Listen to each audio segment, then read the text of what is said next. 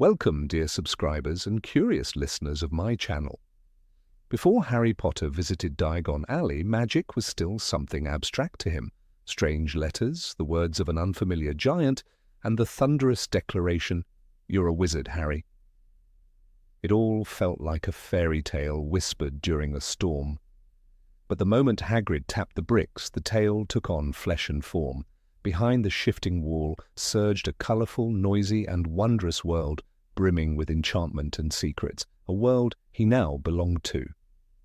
Yet, as with everything that seems enchantingly perfect, Diagon Alley has its shadows, its mysteries, its oddities. Today, we'll ask the uncomfortable questions that have been haunting Harry Potter fans for years. Enjoy the video. Number 1. Does Diagon Alley have an owner? Diagon Alley isn't just a street of shops, it's the heart of magical London, a place where all of Wizarding Britain comes together. But who manages it? Who decides which shops appear and which vanish? The books are silent on this. Everything seems to show up and disappear on its own. But if we think about it, do shopkeepers rent their spaces? Who sets prices, enforces order? The Ministry of Magic, a magical council? Or is Diagon Alley owned by a single individual who's been renting out shops for centuries? This becomes especially intriguing when you consider the story of the Weasley twins.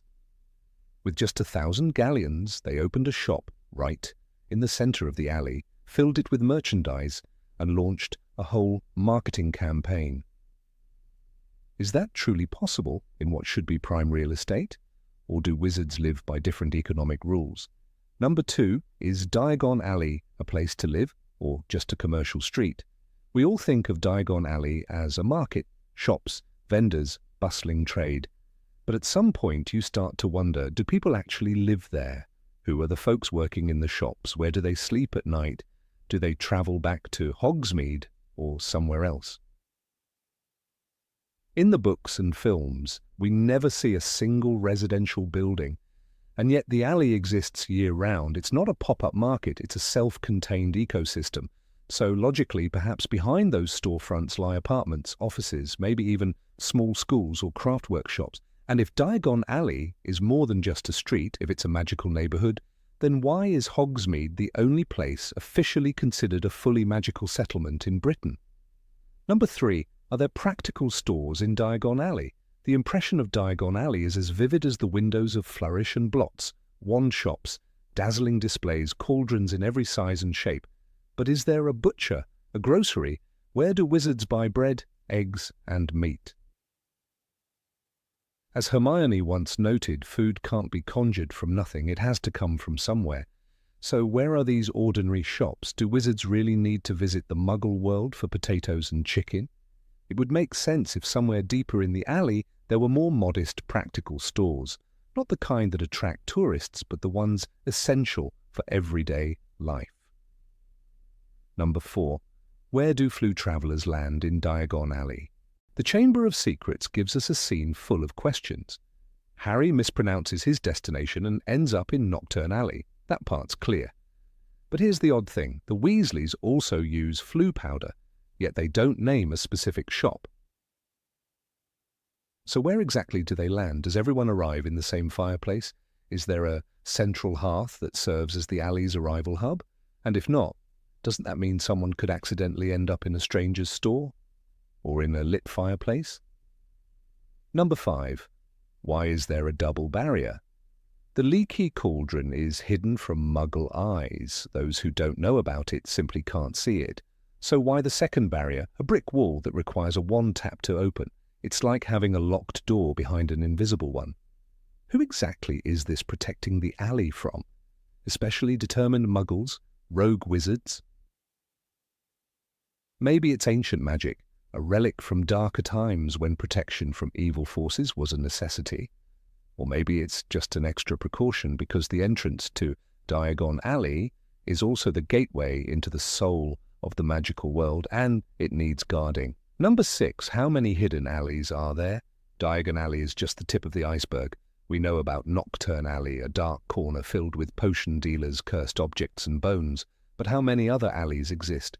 Could there be a quiet little lane where elderly wizards sell cold-curing amulets?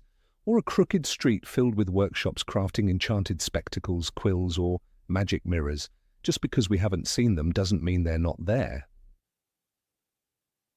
If Diagon Alley is the beating commercial heart, then perhaps its side streets are the organs of everyday wizarding life. We simply haven't knocked on the right doors. Number 7. How did wizards keep their shops during Voldemort's reign?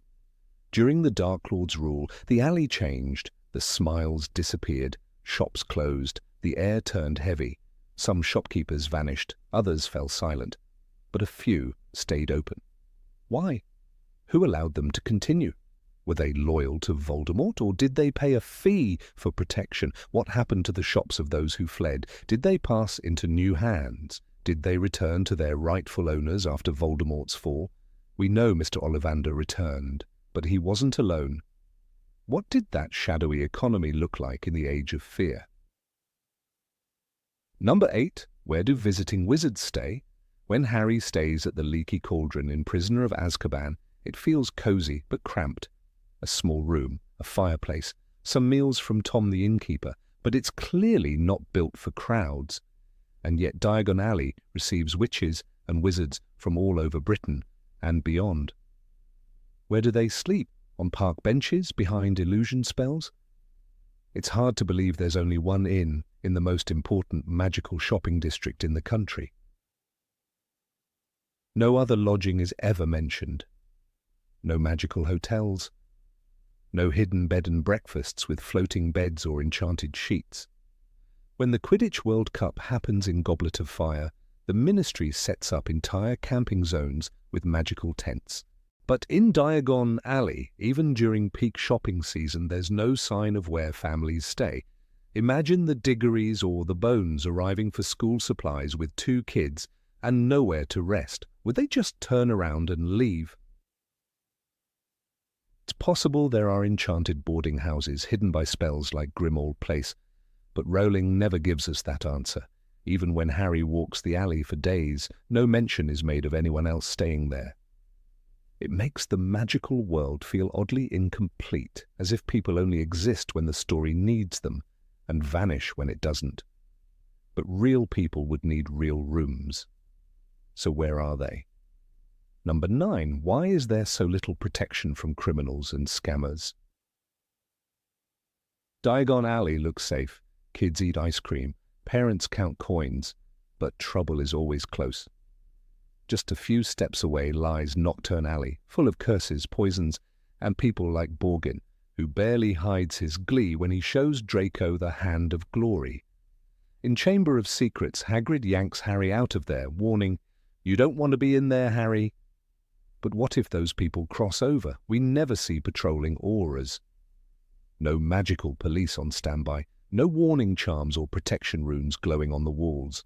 A child could wander into a dangerous shop, or a thief could slip a wand into his robes and vanish. No alarms, no pursuit. Are we to believe that every store owner has to protect themselves? Ollivander, an old man, runs his wand shop alone. What if someone forced him at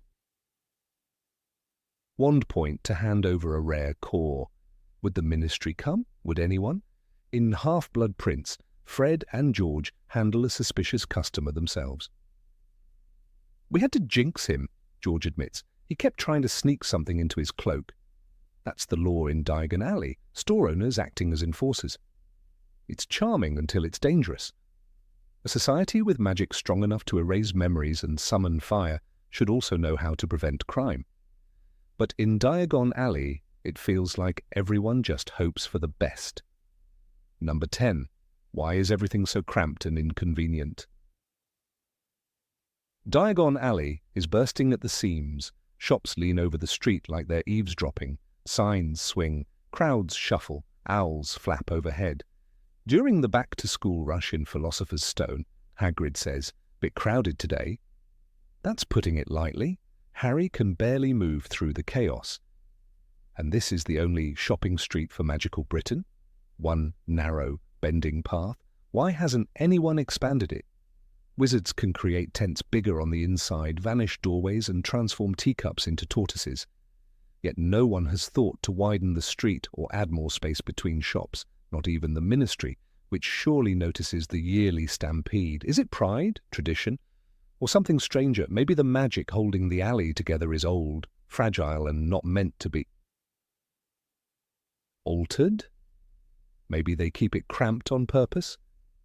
To feel like magic is everywhere, even pressing in from the walls, to keep newcomers overwhelmed, amazed, a little lost. Ollivander's wand shop, where boxes were piled right up to the ceiling, feels like a maze. So does the rest of the alley. It's beautiful, yes, but also chaotic, outdated, and too small for the world it tries to serve. Number 11. What's hidden in the shop basements? The shops in Diagon Alley are crammed with magical goods, fanged frisbees, shrinking solutions, quills that write for you. But where do they store it all? The shelves are small. The display space is tight.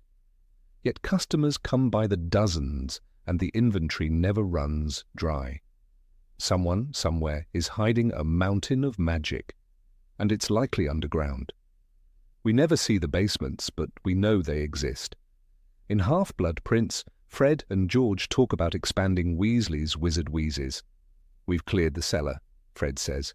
What exactly was down there before? Exploding cauldrons? Banned products? The truth is, the basements might be where the real magic happens. Secret vaults, illegal potions, maybe even cursed items waiting for buyers who don't ask questions, especially in places like Nocturne Alley, where the line between shop and smuggling den is thin. Take Borgin and Burke's. When Harry accidentally stumbles in, he sees a hand of glory and cursed jewelry. But that's just the surface. The shopkeeper quickly hides Draco's conversation and refuses to answer questions. What's in the cellar of that shop? Bodies, Horcruxes, a hidden door to somewhere worse? Diagon Alley is bright and friendly up top, but beneath the floorboards, something darker might be waiting. Number 12. Why aren't wizards afraid of fires? Diagon Alley is a powder keg. Bottles of flammable potion ingredients, cursed objects, dragonhide, fireworks from the Weasley twins, all packed into tiny wooden shops. Yet not once does anyone mention fire safety. No emergency exits, no magical extinguishing systems, no Department of Magical Fires, and no one seems worried, not even when Fred and George's store explodes in colourful chaos. In Half-Blood Prince, their skiving snack boxes erupt with smoke and sound, but the shop survives untouched. How? Maybe it's arrogance. Maybe wizards truly believe they can stop any disaster with a flick of the wand. But that didn't help when the Room of Requirement caught fire in Deathly Hallows. The cursed flames, fiend fire, destroyed everything in its path. Even Voldemort's Horcrux couldn't survive. And Crabbe? He died because no one could control it. He lost control of the spell, Ron whispers in horror. So what happens if something like that breaks loose in Slug and Jiggers? It's strange that with centuries of magic, no one invented a simple spell for emergency containment, a charm to seal flammable items, a runic system that triggers when heat rises. Maybe they exist, but if so, why aren't they standard? Why don't we hear Molly Weasley shout them while cooking, or see shopkeepers use them? In a world where fire can think, chase, and kill, wizards sure act like it's not their problem. Number 13. Who regulates shop prices in Diagon Alley? When Harry first walks into Diagon Alley, he's overwhelmed, not just by the magic, but by the prices. A wand costs 7 galleons, a set of robes, another handful, a silver unicorn horn at Slug and Jiggers costs 21 galleons. Who sets these numbers? Why 21 and not 15? There's no sign of a price list from the ministry, no board of oversight. The shopkeeper decides, that's it. The magical world has no visible price regulation, no wizarding consumer protection agency, no Department of Magical Trade and Pricing. If tomorrow Madame Malkin triples the cost of school robes, what can parents do? Nothing. Even Molly Weasley, careful with every knut, says, in the Goblet of Fire, we'll get it second-hand. Not because she wants to, but because prices give her no choice. It raises real concerns. Could shop owners in Diagon Alley collude, set prices together in secret? If Flourish and Blots and Scribulus agree to double the cost of parchment and ink, who would stop them? If they know Hogwarts students have no alternative, they could raise prices at the start of every term. And who would complain? Poor families like the Creevies wouldn't dare. This system runs on tradition, not fairness, on trust, not checks. There's no magical receipt, no wizard Yelp, no regulations, and yet the economy somehow works, or at least survives. But in a world where even a chocolate frog can jump out of your hand, shouldn't someone be watching the gold more carefully? Number 14, why is there no banking competition? Gringotts is the only bank in the entire wizarding world, and no one seems to question it. Every witch and wizard, from Arthur Weasley to Lucius Malfoy, must rely on goblins to store their wealth. It's not just odd, it's dangerous. What if something happens to Gringotts? What if someone like Voldemort takes control?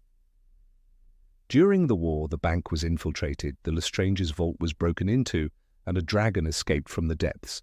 And still, no backup, no second option, no competition. We never hear of another bank, not even a small one. Why hasn't a wizard like Lucius Malfoy, with his influence and money, tried to open a private bank? He clearly distrusts creatures like goblins. In the Chamber of Secrets, he sneers, "I would have thought you'd go through the proper channels, Weasley." Yet he and everyone else entrusts their fortune to goblins with no alternative. Are goblins simply too powerful to challenge? Or has the Ministry outlawed magical banking outside Gringotts entirely? Imagine if the Weasleys lost access to their vault. No flu access, no key, no way in. There's no magical ATM, no online spells, no one to help them unless they beg a goblin to investigate. When Harry visits Gringotts for the first time, Hagrid says, "You'd be mad to try and rob it." That's the system. Intimidation and mystery. Not transparency, not service.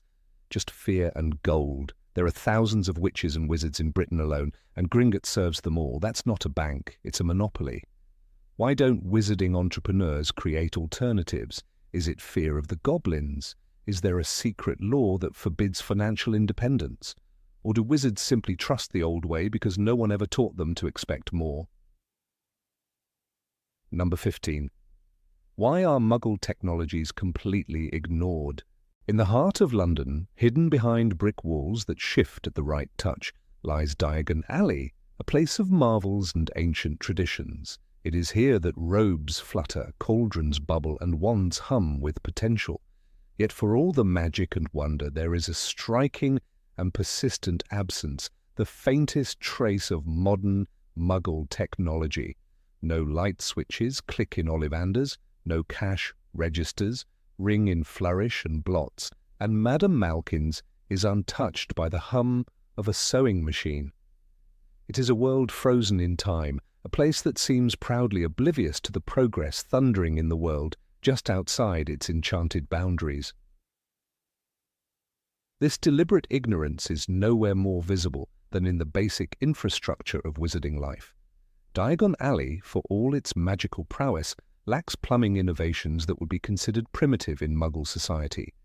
The Ministry of Magic still relies on fireplaces and owls, though even Muggles abandoned horse messengers centuries ago. Meanwhile, Gringotts' Wizarding Bank doesn't feature so much as a calculator. Goblins count gold by hand, relying on ancient rituals instead of modern efficiency. It is as if the wizarding world turned its back on the Industrial Revolution and never looked over its shoulder again. One cannot help but wonder why wizards, who pride themselves on innovation within their own framework, refuse to even consider Muggle solutions when their own methods are woefully inefficient. Hogwarts itself is a technological dead zone. No elevators, no running water in the dormitories, no electric lighting. Students navigate by torchlight and cold stone corridors, and teachers use quills and parchment as though the printing press never existed. "Why can't we use a pen?" Hermione once asked Professor McGonagall, only to be told sharply, "Because this is not a Muggle school, Miss Granger?" Hermione Granger's question is the key to the whole problem. It is not that wizards are unaware of Muggle technology. On the contrary, Arthur Weasley's fascination with rubber ducks and plugs demonstrates that they are aware of it and sometimes even enchanted by it. But there is a deep-rooted cultural disdain, a collective snobbery that refuses to acknowledge the value of non-magical ingenuity.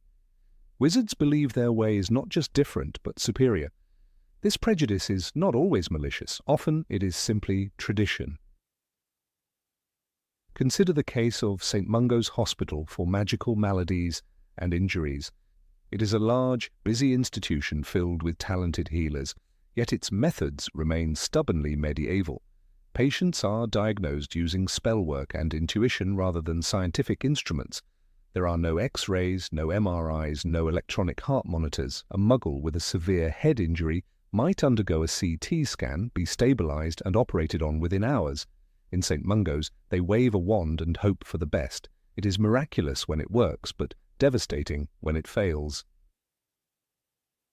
Even for printing and communication, the wizarding world remains in the dark. The Daily Prophet, the most widely read wizarding newspaper, is printed in a manner so archaic it would give a muggle typesetter a stroke. Mistakes are frequent, layouts are chaotic, and updates are impossible once the paper is distributed. Compare that to the Muggle Internet, constantly updating, vast in its reach, global in its impact. And one can only wonder how much the wizarding community loses by clinging to quills and owlpost. In the business world, this resistance borders on the absurd. Diagon Alley's shops are run like 19th century stores. There are no price scanners, no automated inventories, no refrigeration. Florian Fortescue's ice cream remains delicious, but surely even he would have appreciated a freezer that didn't rely on a cooling charm that needs renewing every 4 hours. The lack of practical innovation forces wizards to work harder, not smarter, even in matters as basic as food preservation. One might argue that magic renders such technology obsolete, but this is not always true. Consider the magical photographs that move. An impressive feat, yes, but not vastly more useful than a video clip on a smartphone. The Muggle world has achieved a parallel magic, forged not in wand lore, but in silicon and electricity. Wizards seem blind to this similarity, unwilling to believe that technology is, in its own way, another form of spellwork, crafted with code instead of incantations, powered by logic instead of potions. The case of Arthur Weasley is particularly revealing. A senior member of the Ministry of Magic's Misuse of Muggle Artifacts Office, Arthur is endlessly curious about how non-magical things work. He collects Muggle gadgets, dissects them, even enchants them, often with unintended consequences. His flying Ford Anglia is a chaotic masterpiece, a glimpse of what might be possible if someone in Diagon Alley dared to bridge the gap between circuits and charms. But Arthur is seen as an eccentric, not an innovator. His obsession is a family joke, not a source of inspiration. It is tempting to wonder why no entrepreneurial wizard has seized the opportunity to revolutionize the market. Surely a hybrid store selling enchanted versions of Muggle conveniences could thrive. Imagine a magical refrigerator that also alerts you to spoiled potions, or a self-cleaning robe enchanted with stain-repelling spells and designed using Muggle fabrics. The market for such items could be enormous, yet no such store exists. Fred and George Weasley came closest with Weasley's Wizard Wheezes, blending magical creativity with business acumen, but even they stuck to joke products rather than practical innovations. Number 16. Who maintains order in Diagon Alley? The cobbled path of Diagon Alley thrums with an undercurrent of barely contained chaos. Witches in velvet robes haggle over ingredients that emit smoke from their sacks. Children dart between legs, clutching fizzing whizbees and nose-bleeding nougat. Street vendors shout over one another with hands outstretched, holding up sneakoscopes, self-stirring cauldrons, and once a ferret wearing a monocle. It's a strange symphony of order in apparent disorder. But the question lingers beneath the surface like a whisper no one wants to ask. Who, if anyone, keeps Diagon Alley from collapsing into complete anarchy? In the Muggle world, such a concentrated space of commerce would demand constant policing. CCTV, patrols, bylaws. But here, in the very heart of magical Britain, there is no visible enforcer. There are no auras walking the streets, no ministry agents behind enchanted glass, no sign points toward a complaints desk.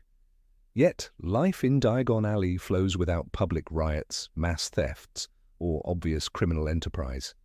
This absence feels less like a blessing and more like a mystery. Even in times of political unrest, Diagon Alley stands untouched. Why? During the height of Voldemort's terror, when even Hogwarts was infiltrated and the Ministry had been overrun by Death Eaters, Diagon Alley maintained a semblance of function. Yes, Ollivanders was shuttered, and Flourish and Blotts saw fewer customers, but there was no outright burning of shops, no mobs dragging half-bloods into Nocturne Alley. As described in Harry Potter and the Half-Blood Prince, the alley had become gloomy and half-deserted, but not lawless. Such restraint under tyranny is peculiar. It suggests an invisible line, something or someone, preserving the threshold between chaos and survival. Consider the case of Mundungus Fletcher. Known for hawking dubious merchandise including stolen cauldrons and cursed lockets, he nonetheless operated openly in the alley. He was watched, certainly, even reprimanded, but not once was he dragged off in chains by some Diagon-specific authority. The only time Harry sees Mundungus punished is by members of the Order, particularly Mad-Eye Moody, who operates far outside any formal jurisdiction. This indicates a vacuum of enforcement, and yet the streets don't burn. We are also told in Harry Potter and the Philosopher's Stone that Hagrid takes Harry to Diagon Alley for his first school supplies. They walk openly without needing clearance or even so much as a checkpoint.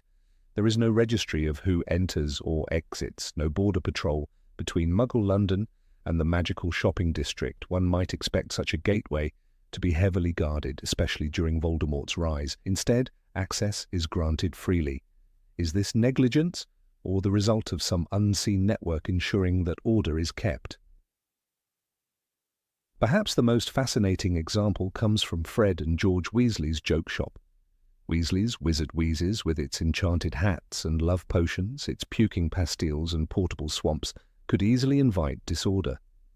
In Half-Blood Prince, the twins' store draws huge crowds. Young witches giggle as they test fireworks indoors. Boys launch decoy detonators under the noses of adults. And yet there are no injuries reported, no shopliftings caught, no ministry interference. It is as if the place polices itself through social agreement, a shared magical etiquette, a cultural order that seems unspoken but rigid. And yet, what happens when that etiquette fails? In Chamber of Secrets, Lucius Malfoy slips a cursed diary into Ginny Weasley's cauldron at Flourish and Blotts. No alarms ring, no wards detect the dark object, no aura sprints across the cobbles. The action is seen only by Harry and not reported. Here lies the chilling truth. Acts of great consequence can happen in broad daylight in Diagon Alley, entirely unnoticed. This exposes the fundamental flaw. The alley functions, but it does so on trust easily betrayed. Nocturne Alley stands as a counterexample. Known for its darker arts and morally grey vendors, it is the seedy underbelly just one turn away. Yet even there is no mention of official law enforcement. In Chamber of Secrets, Harry accidentally ends up in Nocturne Alley and is pulled away by Hagrid, not by an enforcer, not by an aura, but by a half-giant gamekeeper acting on instinct. It suggests that whatever guardianship exists is informal, ad hoc, and deeply personal. When the rule of law fails, people like Hagrid step in, not because they must, but because no one else will. One could argue that Gringotts provides a sort of anchor. The bank, run by goblins, exudes an aura of unshakable authority, but their interest lies in gold, not justice. Their marble halls are well guarded, yet the protection ends at their doors. No goblin patrols Diagon Alley, no banker tracks hexes hurled between customers. If a dispute erupts outside their premises, it is no longer their concern. Their power is potent but limited, territorial rather than societal. Fred and George, for all their chaos, likely knew this balance. Their joke products flirted with illegality, yet they walked the line carefully. In Order of the Phoenix, we are told they were careful not to sell items that would harm. The reason might not have been moral, but strategic. Crossing an unseen boundary might provoke retaliation from a group no one talks about. The shop owners perhaps operate under mutual understandings, a code not enforced by written law, but by magical consequence. One wrong move, and someone ensures you never open shop again. Tom, the hunchbacked innkeeper of the Leaky Cauldron, may be another key figure. Always present, always watching, he offers rooms to travellers and quietly observes the flow between worlds. In Prisoner of Azkaban, Fudge places Harry at the Leaky Cauldron after the Marge Dursley incident, trusting Tom to keep him safe. This trust suggests Tom's role extends beyond innkeeper. He is a node of surveillance, a guardian in plain sight. He sees who comes and goes. If trouble brews, it is likely Tom who sends word, quietly and quickly. Even the shopkeepers themselves seem unusually alert.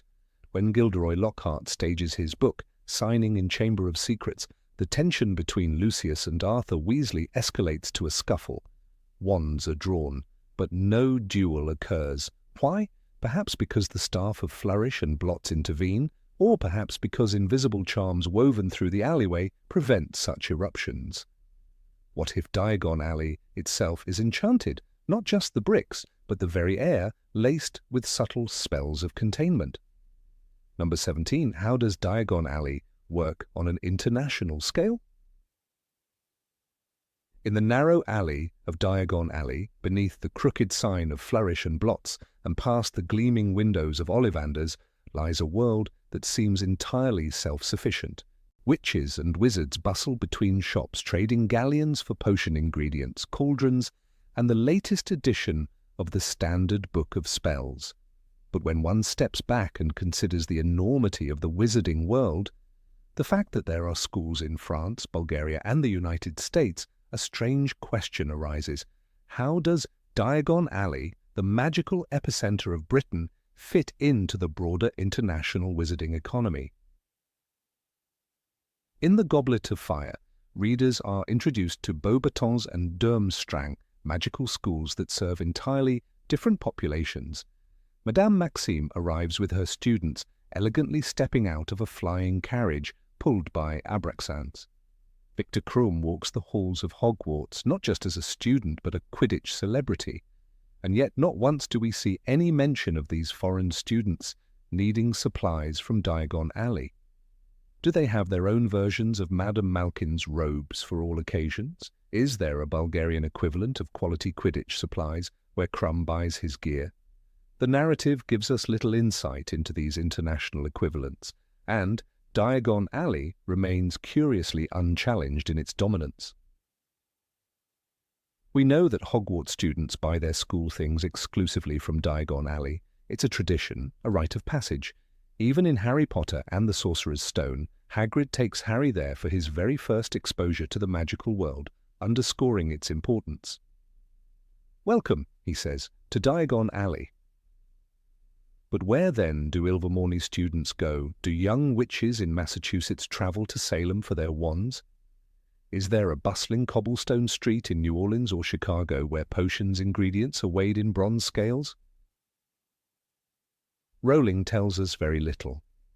There's no mention of a magical black market, nor a magical Amazon that delivers owl post orders across continents. It's as if every magical community exists in a bubble, fiercely self-contained, proudly self-sustaining. But this idea seems at odds with how magic actually functions in the narrative. Potions use ingredients that are not local. Wands require cores like phoenix feathers and unicorn hair, which are rare and geographically scattered. Magical beasts catalogued by Newt Scamander are found all over the globe. So surely there must be trade. In Fantastic Beasts and Where to Find Them, Newt travels to New York with a suitcase full of creatures from across the world. There, he interacts with MACUSA, the Magical Congress of the United States, and the narrative hints at a deeply regulated magical economy. He is warned about the Second Salemers, a group of fanatics intent on exposing and destroying witches. Yet while the plot focuses on political and social tensions, we are given a glimpse into a magical New York where witches wear different robes and have different customs. However, there is no magical shopping district shown, no American equivalent of Diagon Alley. Still, something doesn't add up. How do British magical companies expand? Does Flourish and Blots print textbooks exclusively for Hogwarts? Or do they have a French language division for Beauxbatons? Do goblins at Gringotts handle currency exchange for international travellers? If Diagon Alley were truly only a local centre, the books wouldn't place such importance on its shops. Yet from Harry's first wand to his final purchase of robes, everything ties back to this alleyway, and that suggests something deeper, something systemic. In The Half-Blood Prince, we see Draco Malfoy frequenting Nocturne Alley, a darker twin of Diagon Alley. Even here, the presence of foreign goods is subtle but present. Cursed necklaces, ancient objects, possibly smuggled or enchanted overseas. There's an implication that magical contraband moves between countries, even if mainstream trade doesn't. Could this mean that magical trade is heavily restricted? Is the Ministry of Magic enforcing economic isolation? One possible explanation lies in the inherent secrecy of the magical world. The International Statute of Secrecy, enacted in 1692, was designed to keep Muggles unaware of the existence of magic. Such an effort would require not only political cooperation, but economic separation. Magical trade between countries might be deliberately limited, both to preserve cultural uniqueness and prevent accidental exposure. In this light, Diagon Alley becomes more than a shopping district. It is a controlled gateway, a barrier against the collapse of magical secrecy. Yet this doesn't explain everything. In the Goblet of Fire, Ludo Bagman organizes the Quidditch World Cup, attended by witches and wizards from around the world. Magical tents are imported, leprechaun gold, flies from Irish mascots, and Vila dance in front of roaring crowds. Such an event must have required international cooperation, trade, and logistics. Thousands of visitors surely didn't pack weeks of magical food and potions in their trunks. And there had to be vendors, suppliers, maybe even temporary pop-up versions of Diagon Alley's shops operating near the stadium. What's more, Victor Crumb uses a wand made by Grigorovich, a name completely unknown to the British magical community until Deathly Hallows. "My wand is made by Grigorovich," Crumb tells Harry proudly. This moment is telling. It's the first time readers realize that Ollivander is not the only wand-maker in the world. And suddenly, the illusion of British magical exclusivity shatters. If there is a thriving wand-maker in Eastern Europe, there must be other equivalents to Diagon Alley, hidden alleys, enchanted markets, perhaps even mobile shops that travel under disillusionment charms. But this leads to an unsettling truth. If Diagon Alley is not unique, why does it receive so much narrative attention? Why are other magical markets never shown, never mentioned? Perhaps because Diagon Alley is not meant to represent the whole world, but rather a symbol, a microcosm of a larger, unseen infrastructure, and like many symbols, it hides more than it reveals. Number 18, why do shop magic levels vary so wildly? In the shadowed nook of Diagon Alley, where cobblestones echo with centuries of footsteps, one can feel the pulse of the magical world with each shop that lines the winding path. Some establishments hum with an otherworldly energy, their windows flickering with enchantment, their walls whispering ancient spells. Step into Ollivander's, for instance, and the very air seems alive. Wands tremble in their boxes, choosing their owners with an eerie intelligence. The smell of polished wood mingles with the electric crackle of destiny. "The wand chooses the wizard," Mr. Ollivander once said, but he never spoke of the room that breathes along with the choice. It's as if the shop itself plays a role, observing, guiding, remembering. And yet, not far from this living monument of spellcraft, lie other stores that appear dull, inert, void of this immersive magic. A plain robe shop with neatly folded merchandise, a stationery supplier where ink bottles gather dust. Why do some places shimmer with life while others remain static, mere facades of commerce? The disparity is not just aesthetic, it is visceral. Flourish and Blots, for example, while revered for its stock of magical tomes, rarely exhibits any signs of sentient enchantment. It is a bookshop, yes, but one where books sit in orderly rows, waiting patiently to be selected. Contrast this with Borgin and Burke's in Nocturne Alley, where artifacts seem to exude danger, where even the furniture feels alert. An observer cannot help but sense that something deeper is at play. Could it be that certain shops are built upon ley lines, magical arteries that infuse the bricks and mortar with power? Or is the answer more human, rooted in the spirit and strength of the shopkeepers themselves? Magic in the wizarding world is not distributed evenly. Hogwarts teaches young witches and wizards to summon, transfigure, and defend, but it does not explain why some spells fizzle while others reshape reality. A wand's power depends on its core, its wood, and the skill of the wielder. Perhaps shops are no different. Perhaps Ollivander's thrives not only because of its goods, but because it was crafted, or grown, with purpose, layered with spells, and bound to the owner's own magical aura. Ollivander is no ordinary wizard. He is part of a lineage.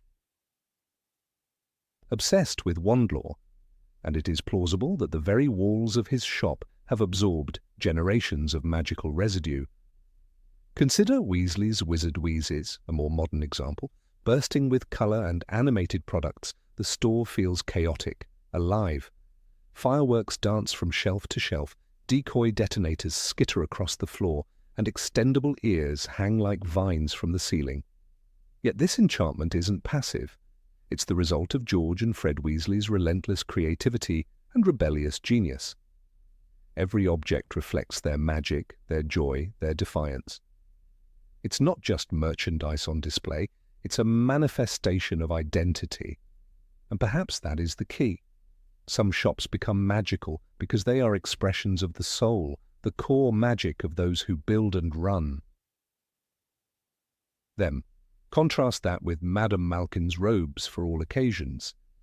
While the shop certainly offers enchanted garments, self-stitching hems, self-cleaning cloaks, the building itself is dormant. There is no hum, no resistance in the air, no sentient touch. It functions but does not feel. Madame Malkin is a capable witch, no doubt, but her passion is practicality, not wonder. Her magic serves commerce, not curiosity. This difference in intention, in the purpose behind the place, might explain the unevenness.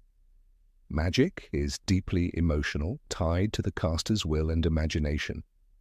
Where there is innovation and intensity, the environment responds. Take a closer look at Slug and Jigger's apothecary. The jars of dried roots and powders do not twitch, the shelves do not adjust themselves for customers. It is a place of ingredients, not spells. The magic is contained, bottled, dormant. One might argue that this is appropriate. Potions require discipline and control, not flamboyance. But even still, the apothecary feels lifeless compared to the mischievous joy of the Weasleys' shop or the ancient reverence of Ollivander's. Could it be that some places are meant only to store magic, while others are meant to embody it? The question deepens when we consider the role of magical architecture. Hogwarts itself is a sentient space, with moving staircases, vanishing rooms, and portraits that speak. The castle was not simply built, it was enchanted into being by the four founders, whose collective magic lingers. Might the same be true on a lesser scale for certain shops in Diagon Alley? If a building was constructed using ancient runes, if its foundation stones were laid during a celestial convergence, if its timbers were harvested from forests like the Forbidden One, perhaps it becomes more than just a structure. It becomes a conduit.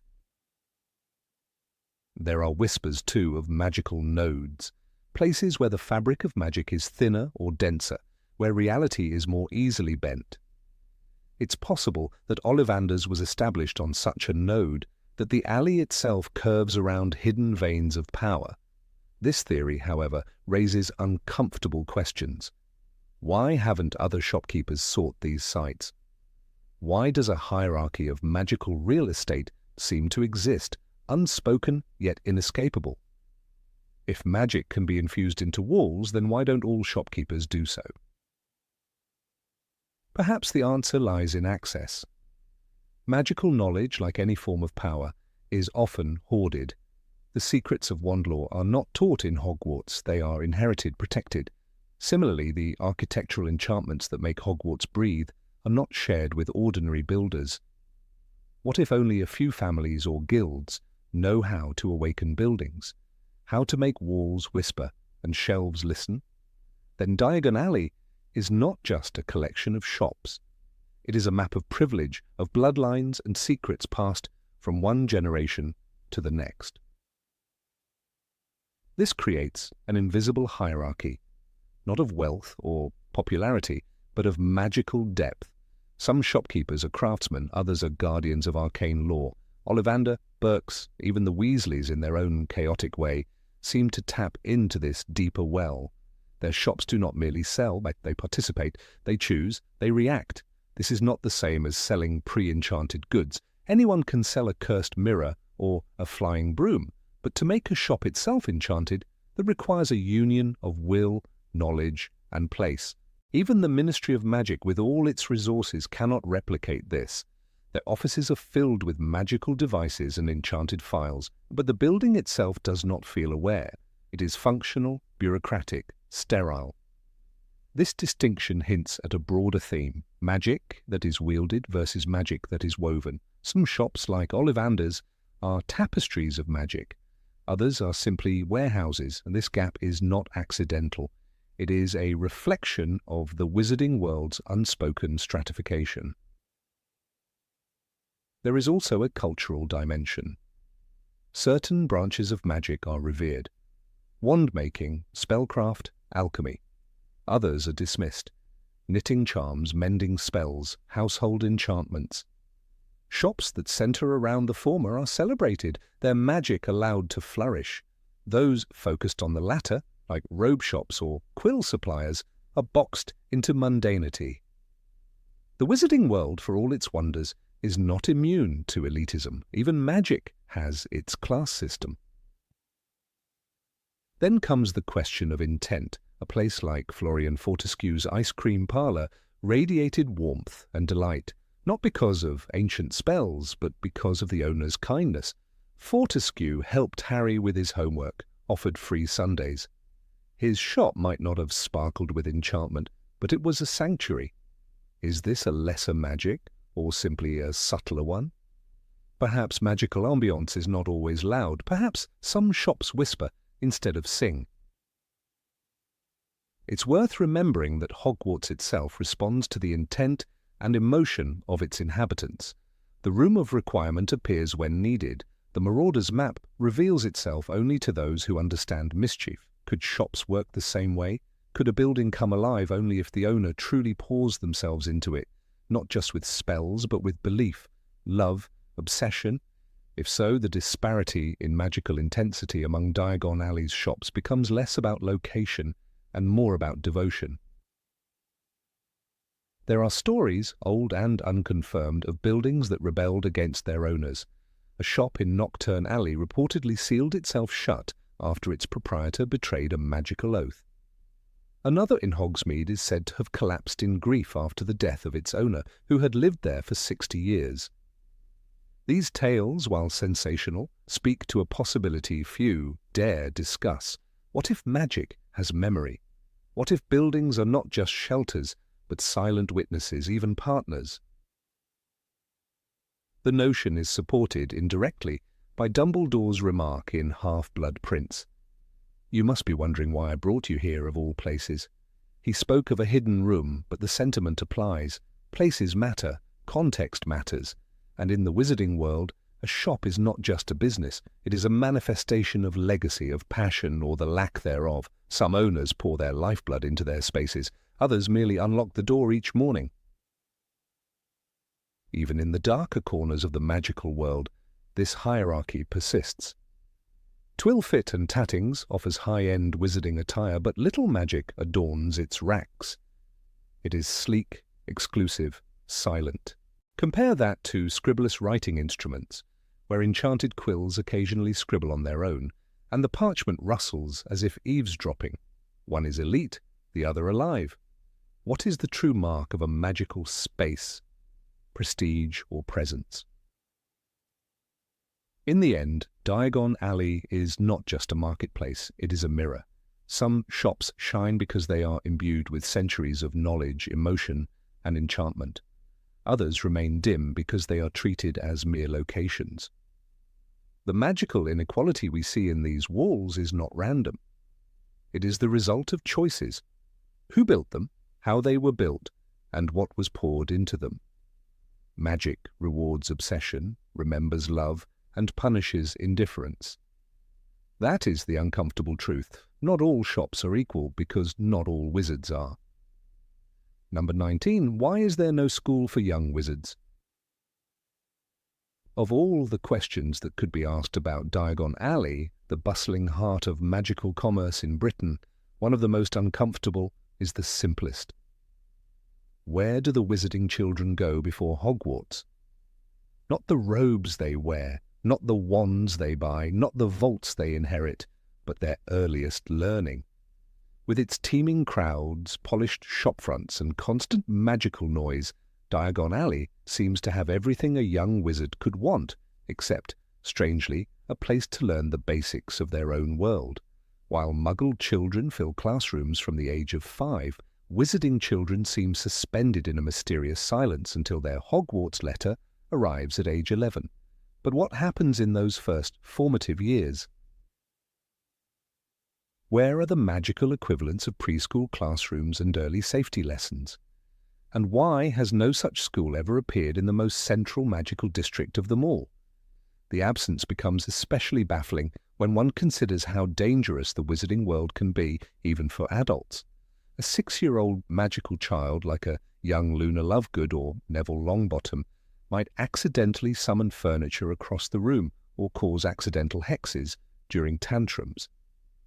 In fact, accidental magic is a recurring phenomenon in magical households. In Harry Potter and the Philosopher's Stone, Hagrid recounts to Harry that you was going to go to a muggle school like your cousin Dudley, but then the letter came.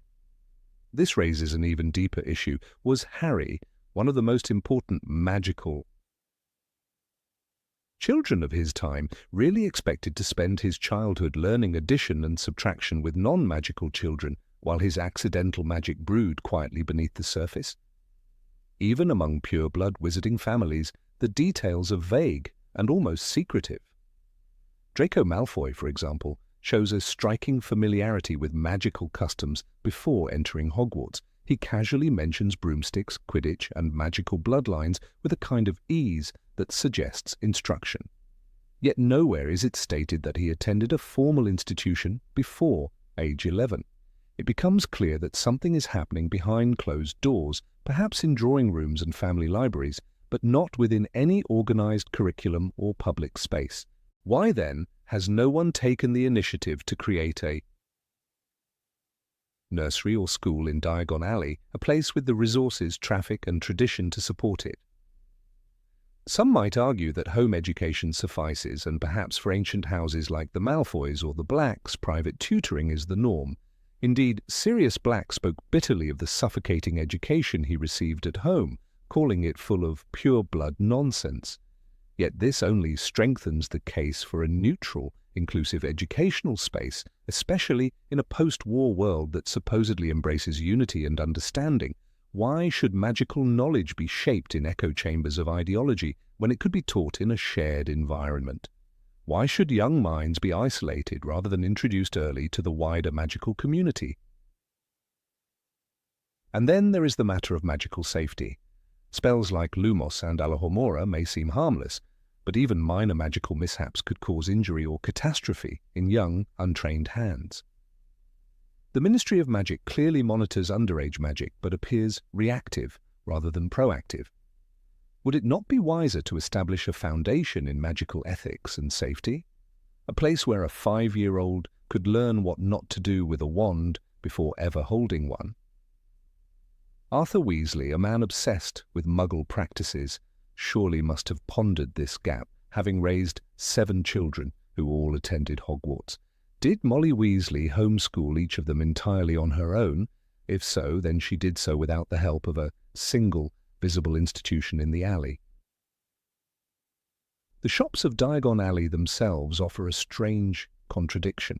Flourish and Blotts is brimming with spellbooks and even has children's sections, yet no reading hour or early literacy program is mentioned. Madame Malkin's sells school robes in all sizes, but not a hint of a uniform for a preparatory school.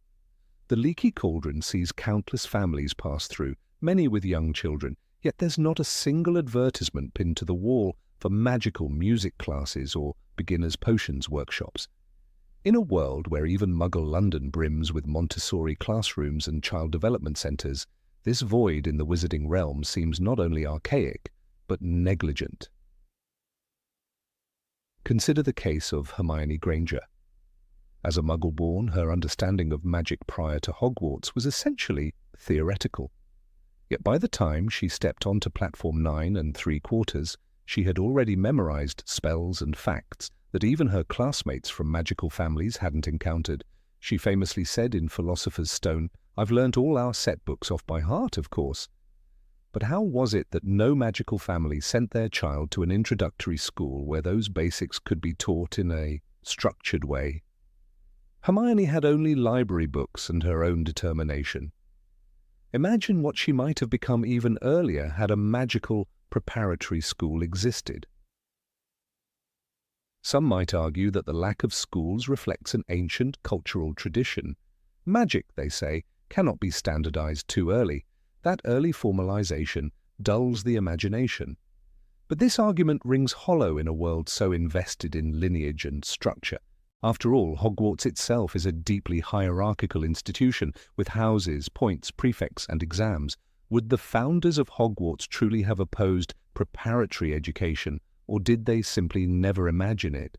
Salazar Slytherin, for instance, was focused on blood purity, hardly a man interested in democratizing education for young witches and wizards.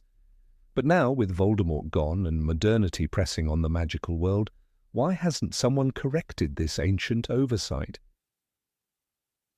One could argue that the closest thing to such an institution might have been the long-forgotten magical orphanages like the one Tom Riddle grew up in before Hogwarts, but Riddle's early life was steeped in fear and isolation, hardly an example worth replicating. His ability to control magic, even before receiving a wand, was unnerving precisely because he had no guidance. He stole, manipulated, and harmed without understanding the deeper consequences. How many others like him are scattered across the magical world, untaught, unmanaged, unknown? Curiously, wizarding families still seem to value the idea of childhood innocence and unstructured life. But in the absence of guidance, innocence can easily turn into ignorance. How many magical children learn their ethics from books, and how many from overhearing adult conversations filled with prejudice or half-truths? If Diagon Alley had even a small classroom tucked between scribblous writing instruments and the apothecary, children might be introduced early to other magical cultures, other family types, and the responsibilities that come with magic. A young Seamus Finnegan might have learned the difference between a proper spell and an explosive accident long before blowing up his first feather in class. In Order of the Phoenix, the Ministry becomes obsessed with educational decrees trying to control Hogwarts through a barrage of new rules. Yet, oddly, this obsession never extends to foundational education. Dolores Umbridge was deeply interested in controlling magical thought, but never questioned where that thought began. Why regulate Hogwarts and not regulate the total vacuum that exists before it? The Ministry's negligence in this area feels less like oversight and more like denial, as if the world prefers to pretend that magical children simply begin at 11, as if they've sprung fully formed like Athena from the head of Zeus. The economic side is also revealing. Diagon Alley is a place of trade, and any school or learning centre would surely turn a profit. Parents from families like the Diggorys or the Macmillans would pay dearly to see their children educated safely and early. Wizarding toys are sold at Gamble and Japes, cauldrons of every size are available at Potages, yet no one has thought to capitalize on the education gap. Even Fred and George Weasley, innovators in magical product marketing, might have found success offering Weasley wizarding workshops for young spell learners. That they never tried reveals either a cultural taboo or a total blindness to the need. One must also consider the half-blood and mixed heritage children, those like Dean Thomas or Teddy Lupin, who grow up between worlds. For them, early magical exposure could mean the difference between confidence and fear. Diagon Alley, which serves as the gateway to the magical world, could have been the perfect place for that transition. A magical preschool situated near Ollivanders could serve as both a beacon and a sanctuary, a place where children might learn about the magical world in a safe, joyful environment before the rigors of Hogwarts. But instead, they are left to drift, or worse, to hide. Rowena Ravenclaw, the founder associated most with wisdom, might weep to see how little structure her descendants have created for magical children. Wit beyond measure is man's greatest treasure, her house proclaims, yet the educational path before age 11 remains utterly unmeasured. Are the ministry and the magical families so afraid of change that they've allowed centuries to pass without building even a single room for early magical learning? Is magic truly so hereditary that they expect knowledge to pass through blood rather than through structured teaching? In Half-Blood Prince, Slughorn remarks on the rarity of magical talent. I don't mean to be rude, but some witches and wizards just aren't very gifted. But what if the reason for that mediocrity lies not in genetics, but in the vacuum of early education? What if the failures of magical society are rooted not in bloodline but in systemic neglect? Children need more than talent. They need nurturing, structure and exposure. They need teachers, not just at 11 but much earlier. Finally, it is a matter of justice. The wizarding world prides itself on moral superiority, yet it fails its youngest members at the most critical time. If Diagon Alley is the heart of that world, then that heart has a hollow chamber where its youngest beat should be. The cobblestones know the echo of hurried feet and rustling robes, but not the patter of children learning their first spell in safety. It is time that changed. It is time Diagon Alley stopped being just a market and became what it always had the potential to be, a place of beginnings. Number 20. Who decides what kinds of shops can open? Diagon Alley had always exuded an aura of enchanting uniformity, as if every cobblestone, every creaky shop sign, and every window display had been placed with the meticulous care of a curator. A place where witches and wizards flocked in the weeks before the start of term, it seemed tailor-made for first years preparing for Hogwarts. A cauldron shop here, a robe store there, shelves bursting with spellbooks, and of course Ollivanders, standing proud as the temple of Wandlore. Yet beneath this carefully preserved illusion of organic charm lurked a question that few dared to voice. Who decides what gets to be sold in Diagon Alley? Why was it that the street offered only certain goods, school-related, narrowly defined, and never wandered into the territories of magical artistry, leisure, or personal style? A glance at the storefronts revealed a strangely rigid pattern. Flourish and Blots had a monopoly on magical books. Madame Malkin's robes for all occasions seemed unchallenged in wizard fashion. Elop's Owl Emporium supplied familiars, and Slug and Jiggers catered to aspiring potion makers. The list went on, predictable and perfectly aligned with a Hogwarts checklist, but one could walk the entire length of the alley and find no trace of a magical music shop despite the deep traditions of enchanted instruments in wizarding history. There was no apothecary for minor magical ailments, no shop offering enchanted grooming tools, no spell-enhanced painting gallery or broomstick customization boutique. Diagon Alley was not simply a shopping street, it was a canon, strictly observed. The most curious part of this peculiar rigidity was the eerie absence of failed ventures or temporary shops that deviated from the established template. In the Muggle world, streets evolve. A bookstore becomes a cafe, a toy shop turns into a tattoo parlor. Even in the ever-shifting world of magic, Diagon Alley seemed immune to change. Fred and George Weasley's Wizard Wheezes had been the only notable disruption, and it took not only entrepreneurial genius but also the chaos of war to open a door for them. That shop, however, had sprung up not in Diagon Alley proper, but in Nocturne Alley at the shadowed edge of acceptability, before finally settling into Diagon Alley post-war. The implication was subtle but potent.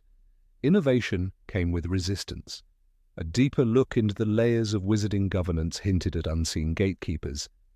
According to Magical Places of Britain, an out-of-print reference work cited in Hogwarts, a history, the Ministry of Magic, provides oversight and regulation to all magical commerce zones, including Diagon Alley, through the Department of Magical Trade and Commerce. Oversight, a word that carried the soft weight of bureaucracy and the hard edge of censorship. But there were no public records of denied permits, no visible list of banned merchandise. What then did this oversight entail? Was there a secret permit council buried in the ministry deciding that magical barbershops were too frivolous or enchanted musical instruments too unpredictable? Beneath this bureaucratic fog, another theory took root. The shopkeepers themselves, many of whom had been fixtures in Diagon Alley for decades, may have formed an unspoken covenant.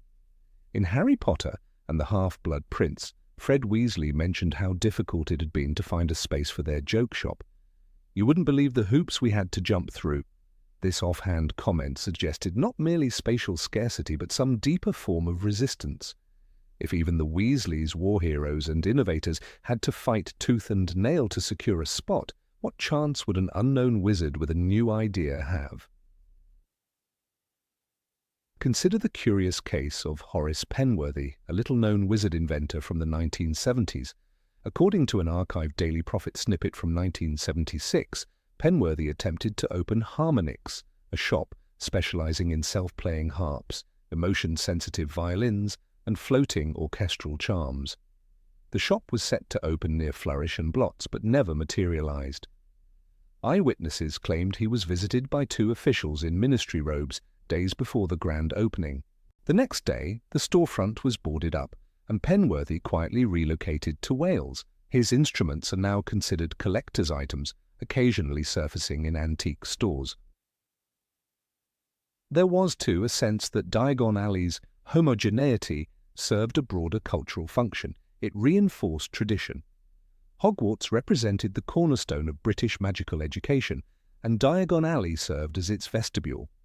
Every child who passed through that brick wall behind the leaky cauldron stepped into a world carefully crafted to mirror Hogwarts itself. Safe, expected, and steeped in routine. To disrupt the image was to shake the foundation. A wizard barbershop might have seemed humorous, a tattoo parlor scandalous, a nightclub unthinkable. These establishments existed, to be sure, but elsewhere, in Nocturne Alley, in Soho, in underground magical districts whose names never graced the pages of approved school letters. Even Nocturne Alley, often painted as Diagon Alley's rebellious sibling, had its limits. While known for its darker wares, shrunken heads, cursed relics, and powdered vampire bone, it was still a kind of specialization. No broomstick cafes or wizard-run florists there either. The magical economy, it seemed, ran on narrow tracks. Every street had a lane, and deviation was not merely discouraged, it was quietly erased. The ministry's silent hand extended further than most realized. In Order of the Phoenix, the reader glimpses the iron grasp of bureaucracy when Dolores Umbridge attempts to enforce a new level of control over Hogwarts. If such fervour existed within the school, it was likely mirrored in public spaces. The idea of magical shops being curated, selected and restrained was not far-fetched. Progress for the sake of progress must be discouraged, Umbridge had said, a phrase that, perhaps unintentionally, reflected the broader ideology of the magical world. Yet it wasn't always this way. A few ancient magical diaries, such as The London Wandering by Beatrix Kettlehorn, published in 1852, described a Diagon alley filled with experimentation. Kettlehorn spoke of street musicians who sold living sheet music and potion brewers who offered emotional tonics for heartbreak or euphoria. By the turn of the 20th century, however, the alley began to consolidate. The rise of the Statute of Secrecy had brought with it a culture of caution, and with caution came conservatism. A self-policing culture developed, wherein deviation was seen as not merely eccentric, but dangerous. Perhaps the strongest evidence for this quiet exclusion comes from Ollivanders itself. The wand shop had stood for centuries, undisputed and unchallenged. Why in a world of innovation had no second wand-maker ever emerged in Diagon Alley? Was Garrick Ollivander truly the only wizard in Britain capable of the craft? Or had others tried, only to be quietly discouraged? The reverence for tradition, cloaked as respect, may have been a velvet rope closing off the market. Even Fred and George, the most radical of shopkeepers, had to start small. Their first experiments were mail-order novelties sold through Owl Post. Only after years of proven success did they find the strength to open a physical location, and their shop, too, was first seen as subversive. Molly Weasley herself had disapproved, worrying it was unserious, a reaction that mirrored a society that prized adherence to an invisible rulebook. That the Weasley twins succeeded at all was a miracle of timing. The Second Wizarding War had shaken the foundations enough to allow cracks to form. This unwritten rulebook extended even to aesthetics. Every shop in Diagon Alley seemed stuck in the same architectural century. Weathered signs, narrow entrances, old stone, and heavy wood. No modern glass, no metallic signage, no bright neon. The uniformity created atmosphere, yes, but also reinforced a kind of magical conformity. One could not simply rent a space and renovate it in Muggle fashion. The magic of the alley seemed to resist it. Or perhaps the shopkeepers themselves would raise a ruckus. Tradition, in Diagon Alley, had teeth.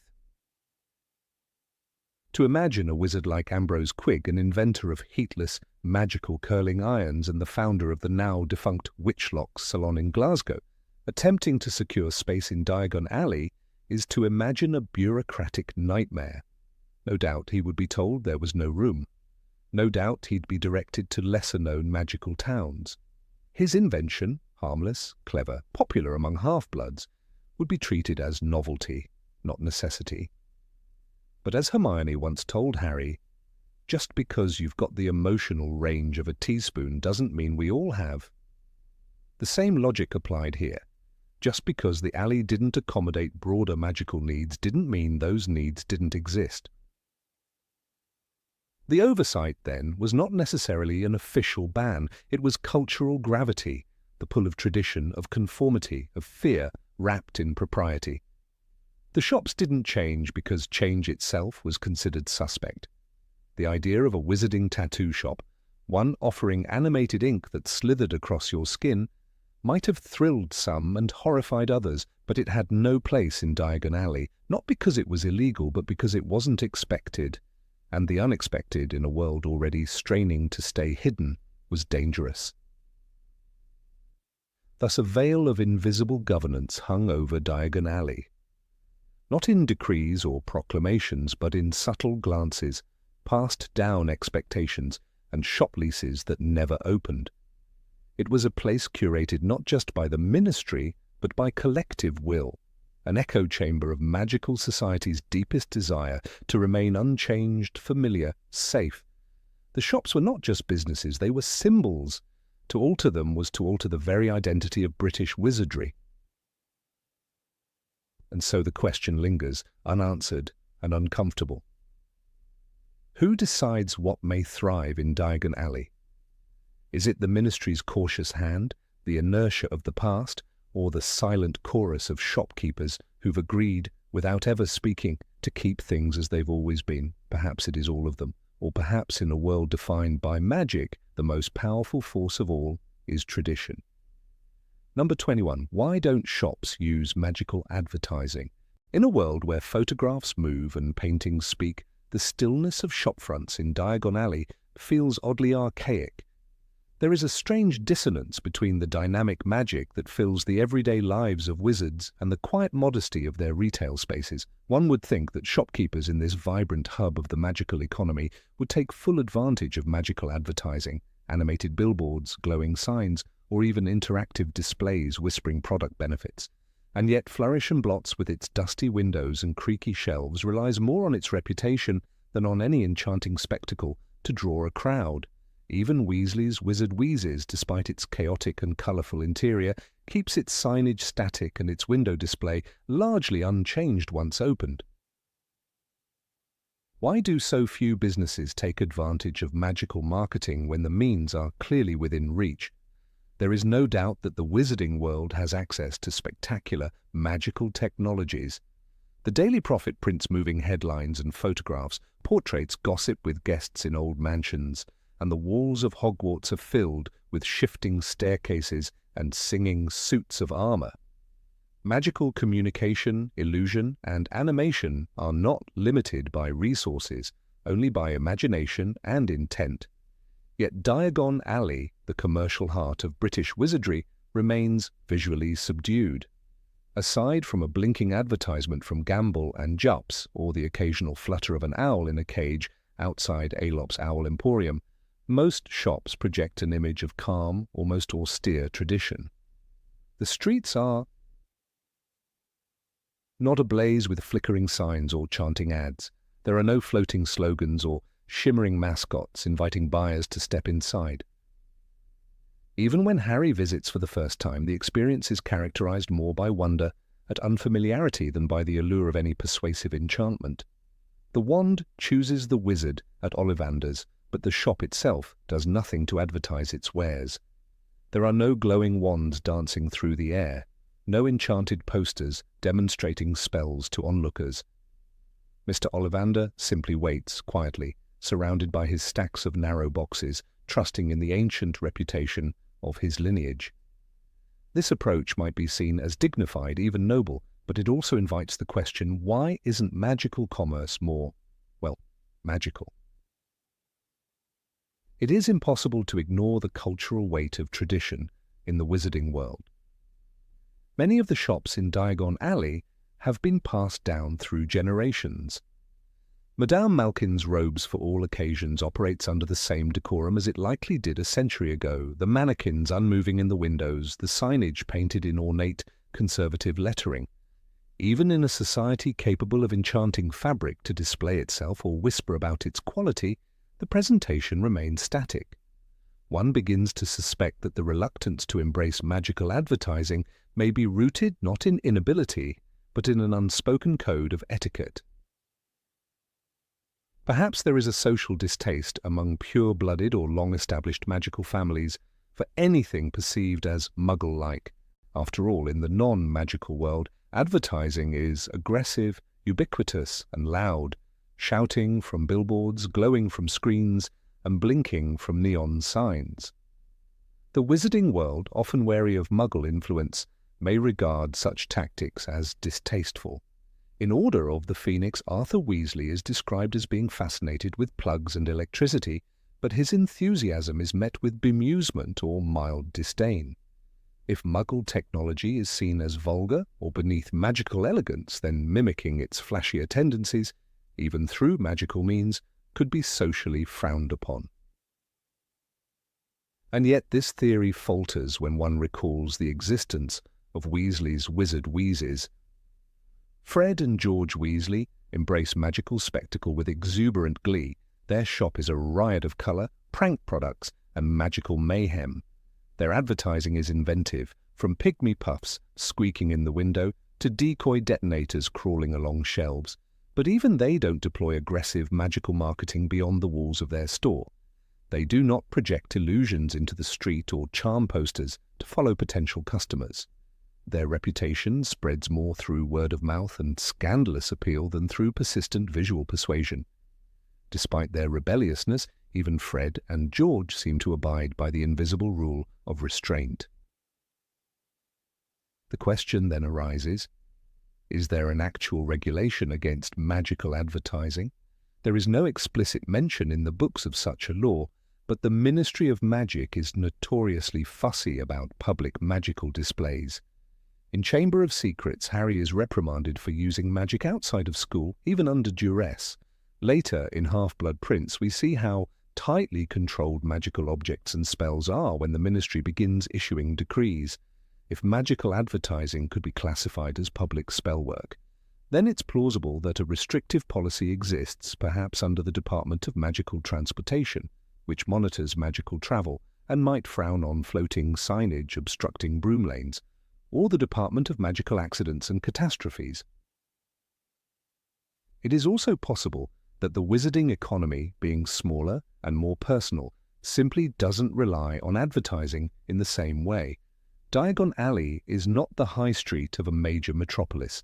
It is a tightly knit network of family-owned businesses serving a relatively small customer base. In such a society, relationships and reputation matter more than aggressive outreach. When Harry first walks the alley with Hagrid, it is clear that most people know where to go. They have favourites, habits, and generational loyalties. There is no need to shout for attention when your clientele arrives through familiarity. The Leaky Cauldron doesn't post a glowing sign outside. Tom, the innkeeper, merely nods at patrons who have always known the way. But one cannot help wonder how this conservatism affects the progression of wizarding commerce. When Hermione reads about the Wizarding Wireless Network and the Witch Weekly gossip column, one imagines a world where magical marketing could thrive if given the room to grow. Consider Gladrag's wizardwear in Hogsmeade with its eccentric socks and flamboyant attire. What a canvas it could be for magical displays. The shop might enchant garments to model themselves on hovering mannequins or broadcast charming jingles to passers-by. Yet, like so many magical businesses, it remains largely word-bound and experience-based. The most curious aspect of this restraint is that Hogwarts itself is filled with examples of advertising like magic. The enchanted ceiling in the Great Hall, the floating candles, the self-decorating Christmas trees, all of these demonstrate the wizarding world's comfort with grand, captivating illusions. So why not extend that theatricality to the shops? Even Zonko's joke shop, Hogwarts' answer to Fred, and George's later venture does not appear to use dynamic displays or flying ads. The inconsistency is striking, especially when the students are clearly enthusiastic consumers. One might also consider the role of the goblins in this equation. As the keepers of wizarding finance, Gringotts Bank exudes power and secrecy. The bank is an austere marble fortress, its grandeur speaking for itself.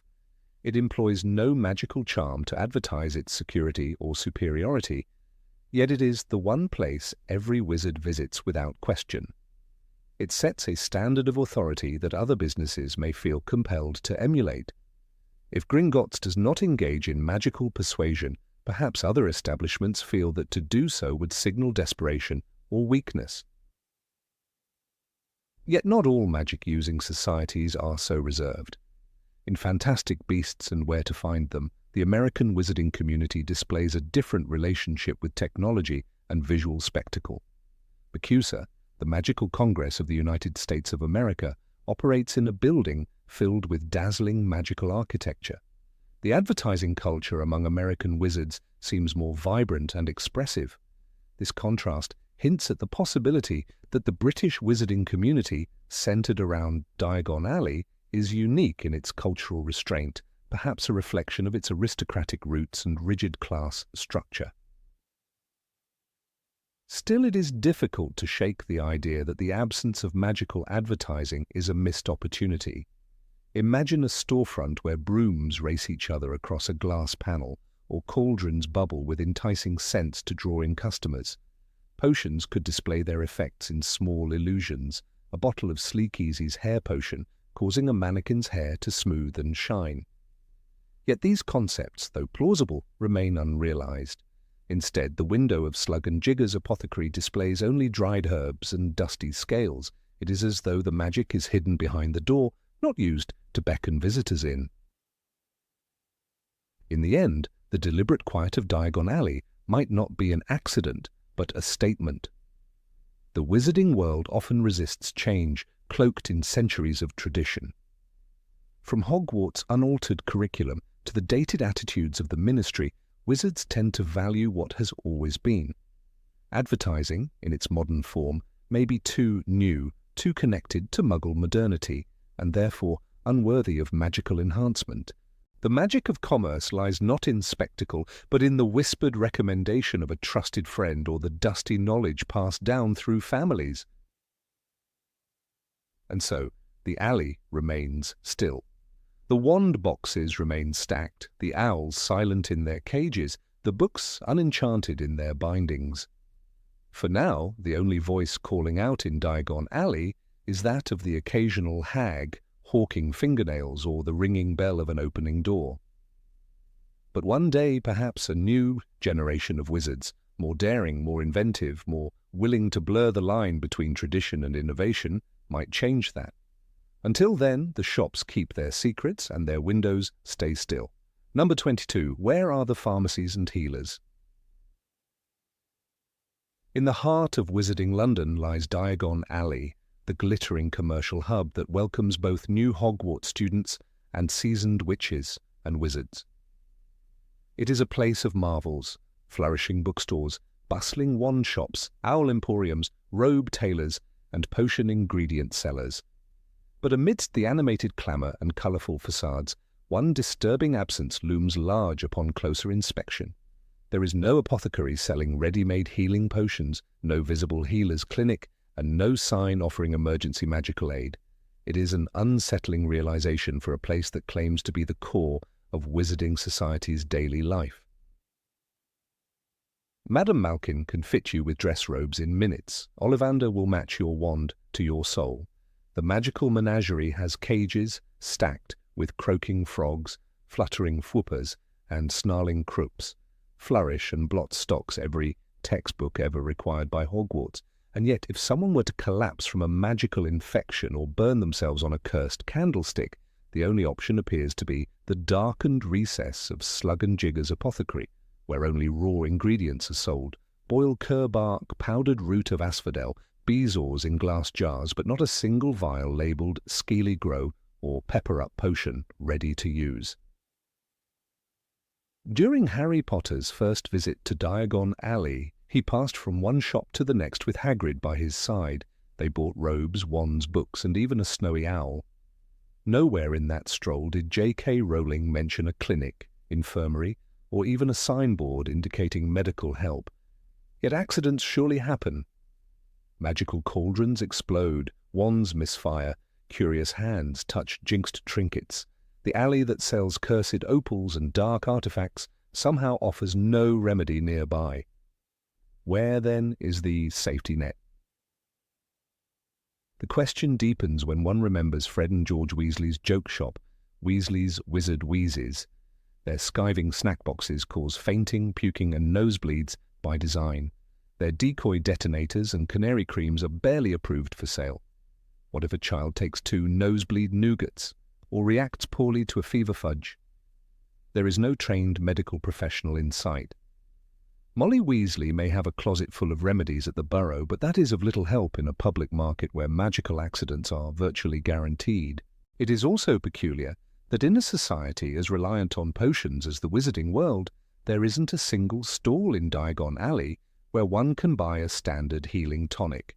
No ready bottle of burn healing paste, no shelf marked basic hex removal kit. No sign reading, "Ask about our curse detoxifiers." The only healing potion ever seen in Diagon Alley in the books was on Harry's third-year school supply list, potion ingredients for use in potions class, but that too implies brewing from scratch. And consider tourists. Imagine a family of wizards from France or Bulgaria visiting Diagon Alley. The mother slices her hand on a broken mirror in the shop of Borgin and Burke's, or worse, touches a cursed ring. Should they run to Gringotts and hope a goblin has bandages? Should they try their luck in Nocturne Alley where magical lawlessness reigns? It is neither logical nor hospitable, and the idea that every visitor is expected to carry a personal stock of healing potions or be able to whip one up in a back alley with nothing but moonstone and dittany is laughable. Even Hogwarts, isolated in the Scottish Highlands, has Madame Pomfrey and a fully equipped hospital wing. She administers Skeeligro when bones are vanished, and her potion cupboards are always stocked. In Harry Potter and the Chamber of Secrets, when Harry loses all the bones in his arm, thanks to Gilderoy Lockhart's incompetence, it is not a potion that saves him, but a trained professional who knows how to administer the painful but effective cure. Where is Madame Pomfrey's equivalent in Diagon Alley? Perhaps one might argue that St. Mungo's Hospital is the official centre for all magical healing. Indeed, located behind the facade of an old department store on Charing Cross Road, it is the only known wizarding hospital in Britain. But it is not in Diagon Alley. It is not even next door. One must leave the alley entirely to get there. How is it possible that a place as centralised and vibrant as Diagon Alley lacks even a first aid kiosk? It is as though the alley exists in denial of danger, a theatre of commerce built atop invisible risks. Some say that this void is intentional, that the Ministry of Magic does not permit independent healers to operate in open markets. There are rumours that magical medicine is tightly regulated, partly to protect witches and wizards from snake oil sellers, and partly to control the circulation of powerful potions like Felix Felicis or Draught of Living Death. But what of the basics? A simple bottle of pepper-up potion used for curing colds and flus should not require a licence or ministry form. Ron once used it during winter at Hogwarts, and his ears emitted steam for hours. It worked, despite its quirks. So why can't the same potion be sold in Diagon Alley? This absence grows even more suspicious when one considers the presence of darker magic in the area. Nocturne Alley, just adjacent, is notorious for selling cursed items and dark artifacts. Harry once stumbled into it by accident and encountered sellers of shrunken heads and suspicious talismans. But even Nocturne Alley, for all its sinister wares, does not offer healing services. One would expect that purveyors of dangerous magic would profit from providing the antidotes as well, but even there, the healing trade is absent or hidden. The most chilling implication of all is that healing in the wizarding world might be considered a domestic skill, that every witch and wizard is expected to have a basic stock of remedies and the knowledge to use them. In Harry Potter and the Half-Blood Prince, when Ron is poisoned by a drink meant for Dumbledore, it is Harry who saves him, not by calling a healer, but by remembering that bezoars cure most poisons. But Harry had access to Slughorn's stores and quick thinking. What of a child alone in Diagon Alley? In that same book, we are reminded again how few safety protocols exist. Katie Bell is cursed by a necklace purchased in the alley. She almost dies. She is taken to St. Mungo's after being lifted by a school nurse, but no mention is made of a healer intervening in the alley where she got cursed. Was there no one around who could even delay the effects of the jinx? Did no adult in that busy place carry a counter-curse or a restorative potion? One might consider that wizards are more private about their health, treating it as a family matter. But this does not explain why no business in Diagon Alley has capitalized on the need for accessible care. If Zonkos can sell nose-biting teacups, someone should be selling antidotes. The only possible explanation is that there is an informal network of underground healers operating discreetly, perhaps in the back rooms of apothecaries or through unmarked doors. But that is a troubling thought. It means that healthcare in Diagon Alley is hidden, secretive, and inaccessible to those unfamiliar with its shadows. Even worse, it places victims of magical accidents at the mercy of the crowd. Suppose someone collapses from exposure to cursed parchment in Flourish and Blots. Is the solution really to wait for someone with a wand and an advanced knowledge of healing spells? And what if that someone never arrives? The wizarding world's reliance on improvisation and luck borders on negligence. A possible exception is the leaky cauldron. Tom, the toothless landlord, might have old remedies behind the bar. He runs a pub that connects Muggle London to Diagon Alley, and chances are he has dealt with all sorts of situations, but he is not a trained healer. A barkeep with a bleeding remedy and a calming draught is hardly a replacement for a certified mediwitch. And trusting your recovery to a man who forgets where he puts his own wand is hardly reassuring. The truth is, for all its charm and legacy, Diagon Alley is not designed for safety. It is a place of wonder, risk and whimsy, not care. The alley lures the curious and the eager, but does little to shield them from harm. The lack of healers is not an oversight. It is a cultural blind spot, a collective assumption that magic is always manageable, that the worst can be averted with a flick of the wand and a good memory of your 5th year defense against the dark arts. But wands can break, potions can fail, and not everyone remembers the right incantation in a moment of panic. The illusion of control in Diagon Alley is seductive but false. It glamorizes danger while masking the absence of infrastructure. And until someone hangs a sign that reads "Emergency Healing Here," the alley will remain what it has always been, a glittering maze with no exits for the wounded. It may be that healers do exist there, watching from the shadows.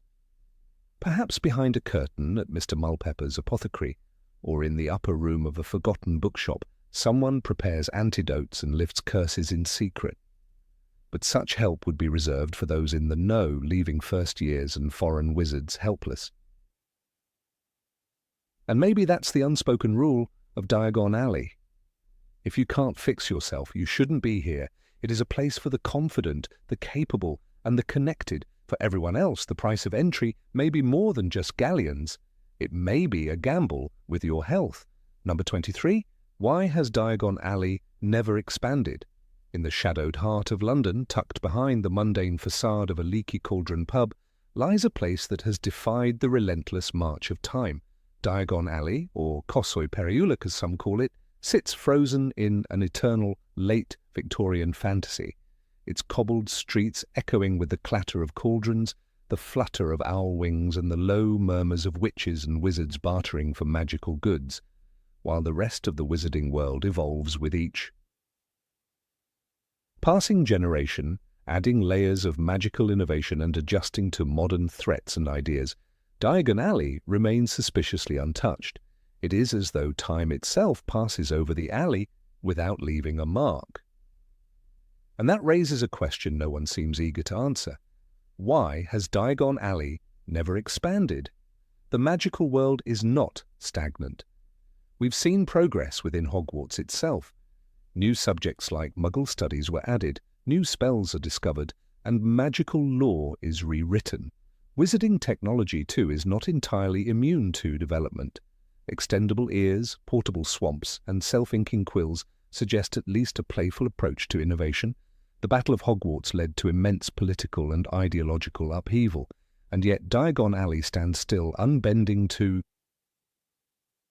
change, perpetually hosting the same shops with the same creaky signs and crooked windows that Harry Potter first saw in 1991. Ollivanders remains in the same location, squeezed between tight buildings like it has always been, even though Garrick Ollivander himself vanished for a time during the Second Wizarding War. Flourish and Blot still displays its books in an untidy cascade, as if the world of magical publishing never advanced beyond the messiness of Gilderoy Lockhart's signing events. Madame Malkin's robes for all occasions still seems to think that Hogwarts robes are the most pressing fashion concern, and most tellingly, there is no sign of spatial expansion, no upper floors emerging, no basement levels transformed into trendy boutiques, no new wings added to accommodate fresh entrepreneurs or cater to newly emerging needs of magical Britain. One might argue the alley is small by necessity. After all, magical secrecy is paramount, and expansion could threaten exposure. But that argument loses weight when you consider how easily magic can bend space. The Weasleys' tent at the Quidditch World Cup is a prime example, tiny on the outside, sprawling on the inside. The same goes for Hermione Granger's beaded bag. If the wizarding world can create tents that house libraries, surely it can create additional rooms, corridors, or annexes to Diagon Alley without alerting muggles. But that has never happened. Some whisper of enchantments older than memory itself, spells cast by the original founders of Diagon Alley meant to preserve its spirit, charm, and integrity.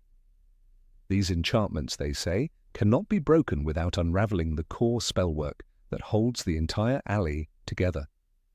If that were true, it would explain the sense of static entrapment that hangs over the alley like an invisible veil.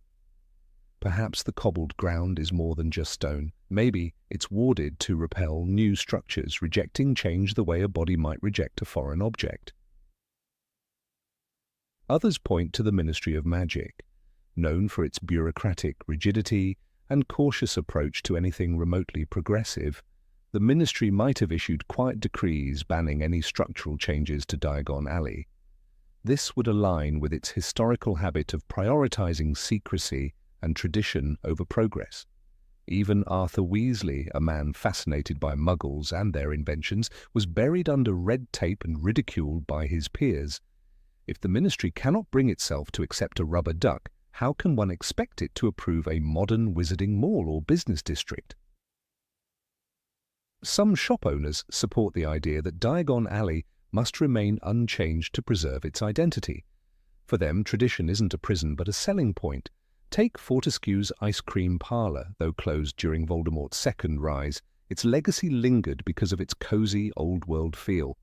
Or Quality Quidditch Supplies, which thrives on nostalgia, with its window display featuring brooms like the Firebolt and the Nimbus 2000. They market familiarity, not innovation.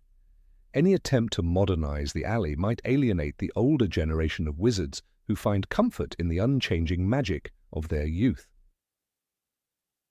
But what of the younger generation? What of the witches and wizards born after the fall of Voldemort, those raised in a world where Muggle-borns are no longer second-class citizens and inter-house friendships are encouraged?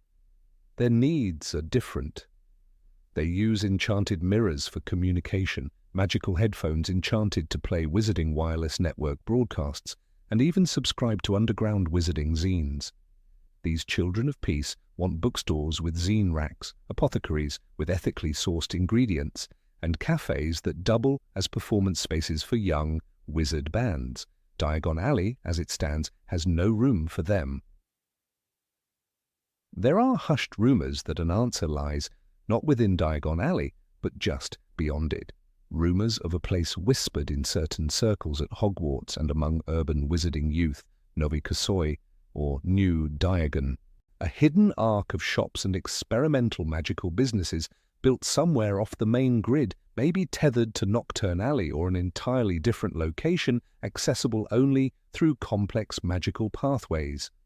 A haven for magical artisans, inventors, rogue spellcrafters, and anyone bold enough to defy the traditions of the old alley.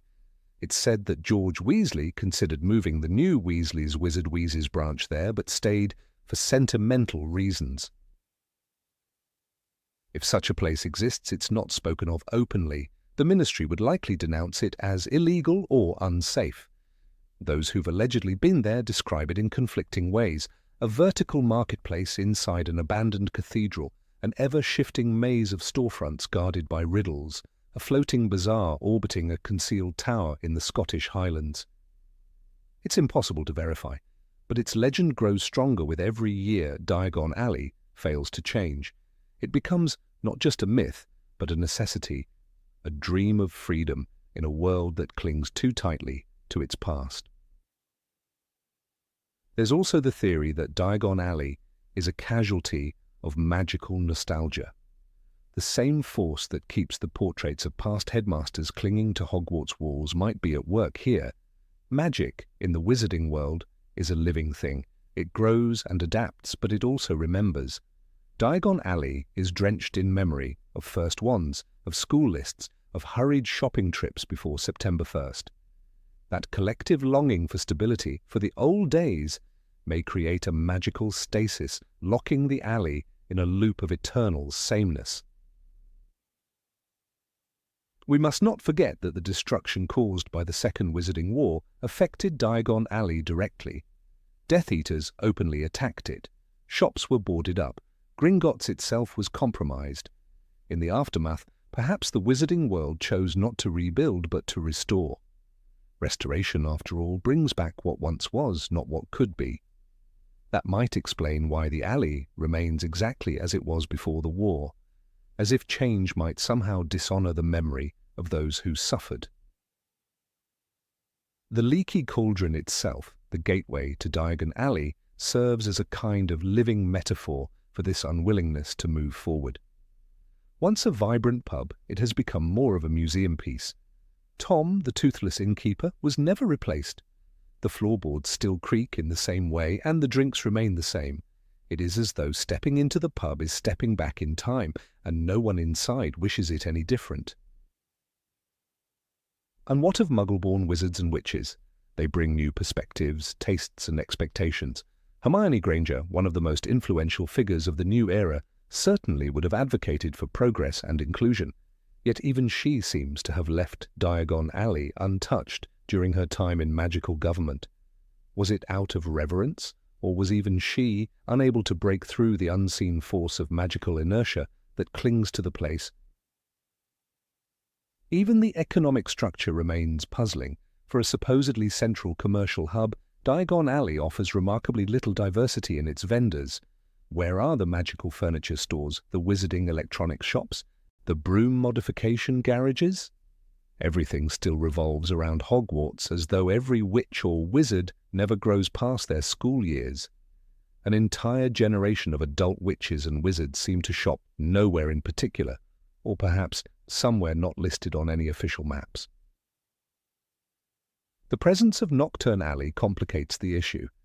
Known for its darker leanings and sinister wares, Nocturne has often served as Diagon's unofficial counterpoint.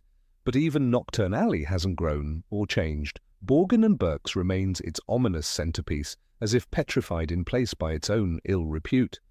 If Diagon is frozen by nostalgia, Nocturne is shackled by fear.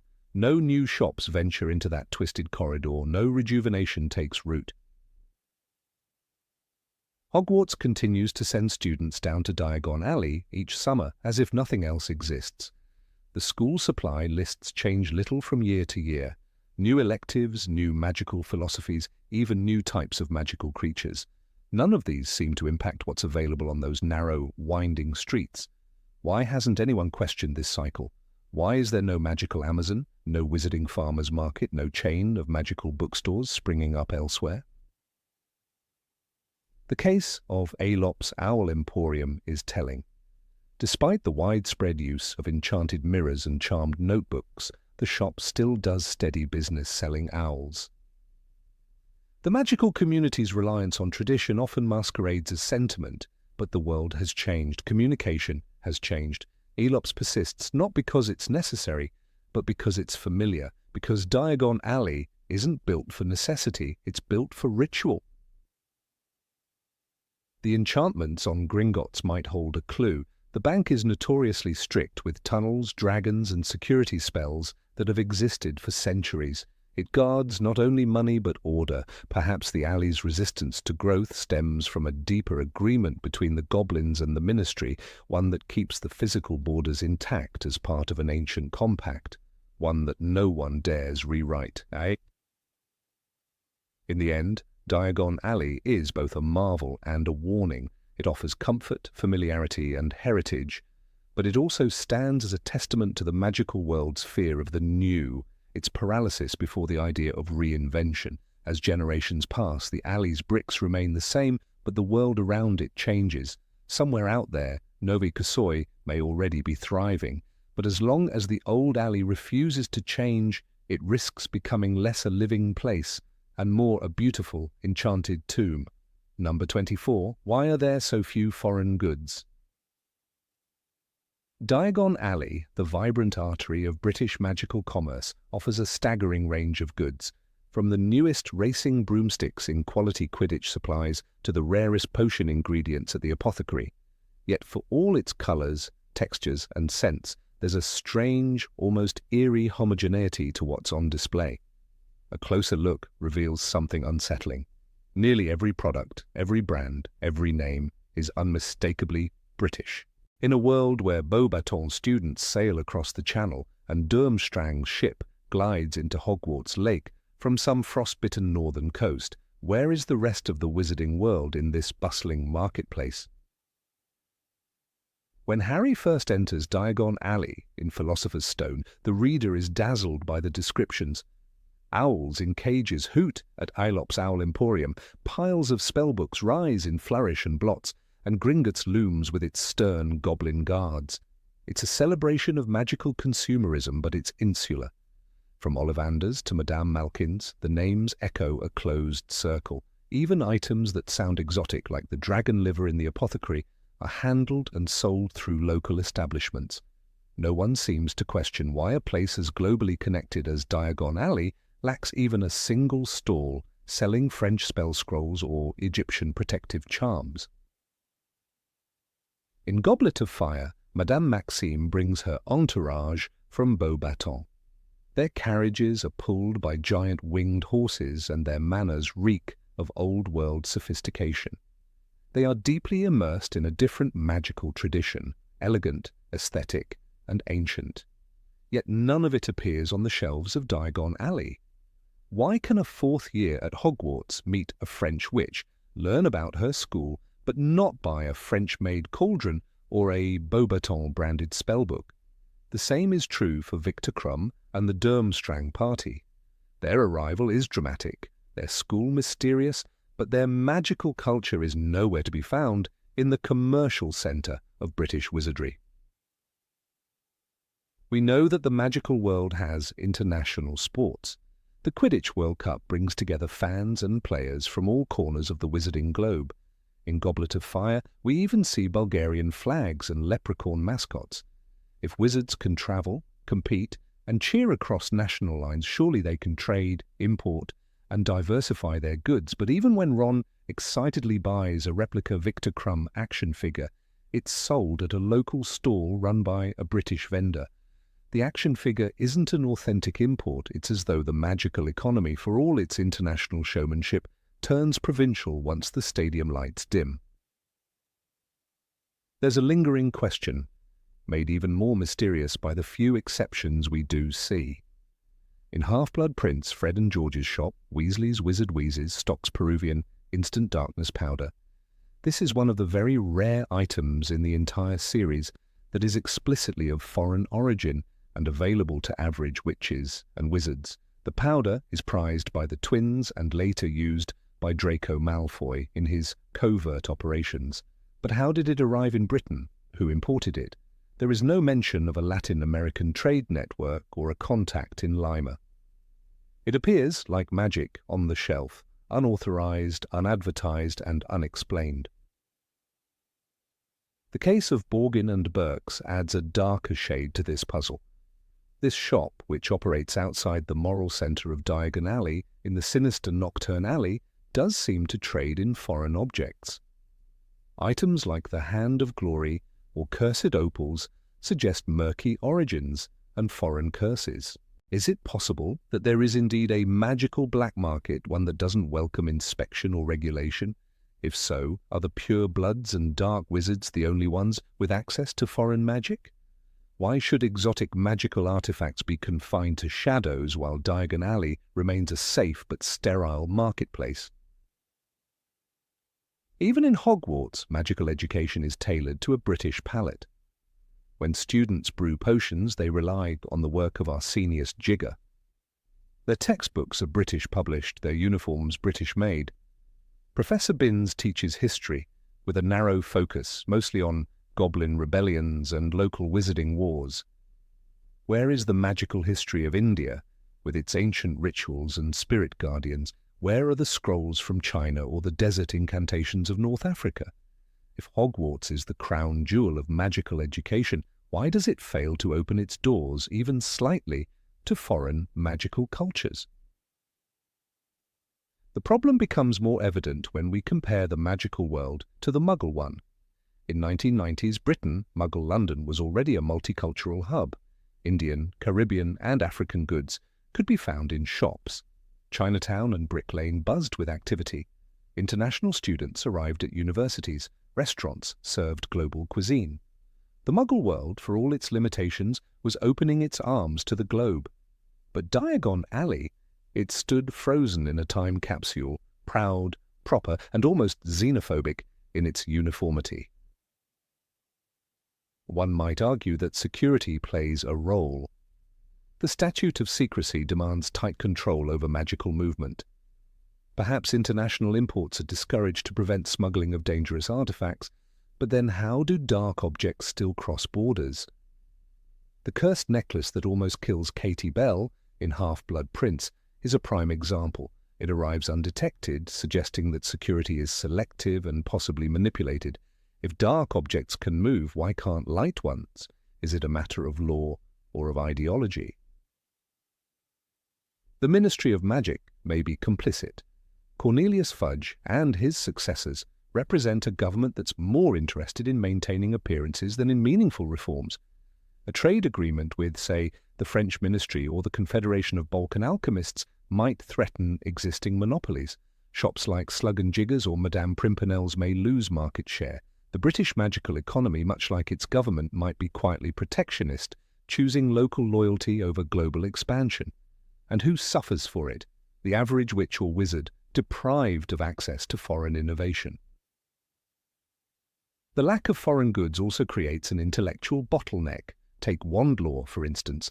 Ollivander's wands are revered in Britain, but even he admits that other cultures have different philosophies.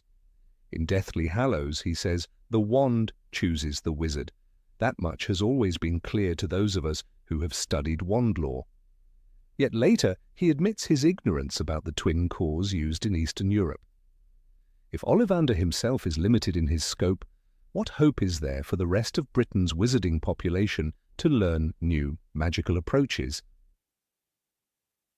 This insularity can have dangerous consequences. The wizarding world's resistance to outside influence creates blind spots, cultural, magical, and ethical. The rise of Voldemort was possible not only because of ambition and cruelty, but because of stagnation. The magical world's unwillingness to evolve made it vulnerable. Innovation from other lands, new spells, new protections, new ways of thinking might have bolstered resistance. Instead, British wizards were left recycling the same old incantations while dark forces modernized in secret. There's also the question of magical tourism. We know that Arthur Weasley was fascinated by Muggle gadgets, but did he ever travel abroad to study foreign magical technologies? There is no mention of travel agencies or magical airlines. The flu network appears limited by national boundaries. Port keys are tightly controlled.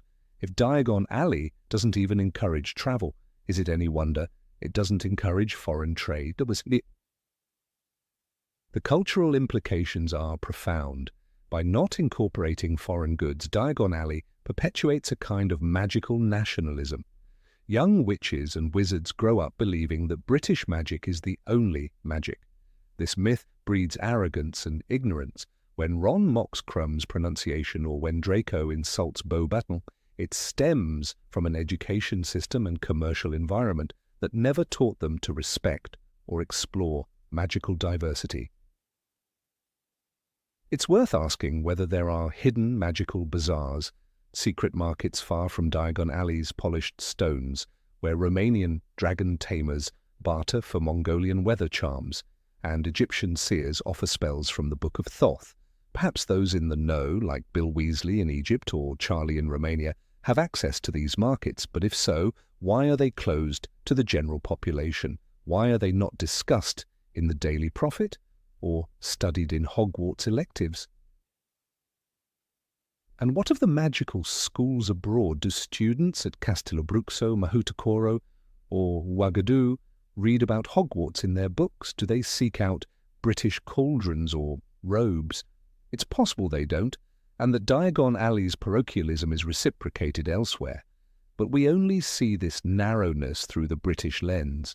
A richer story would show young witches in Nairobi practicing magic with wands carved from native trees and potions brewed from jungle herbs, items that would astonish and educate British wizards if they ever made it to London's magical stores.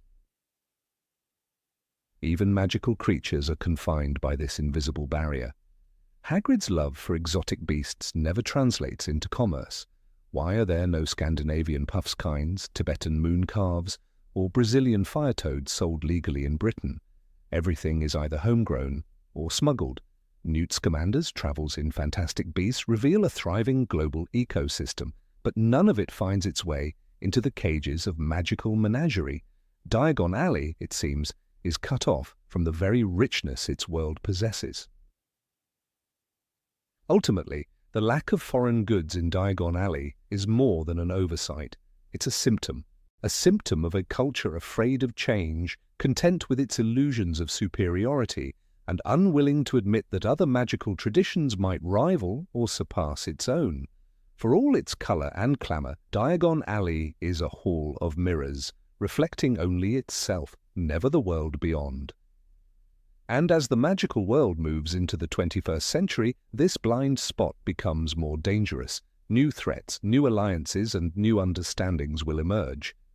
Diagon Alley must open its doors, literally and metaphorically, or risk becoming a relic. The question, then, is whether its guardians are ready to look outward, or whether they prefer the comfort of familiar brands on familiar shelves, forever unaware of what lies just beyond the veil. Number 25. Why are there no places to rest or relax? There was something enchanting, almost intoxicating, about the way Diagon Alley was described in the books.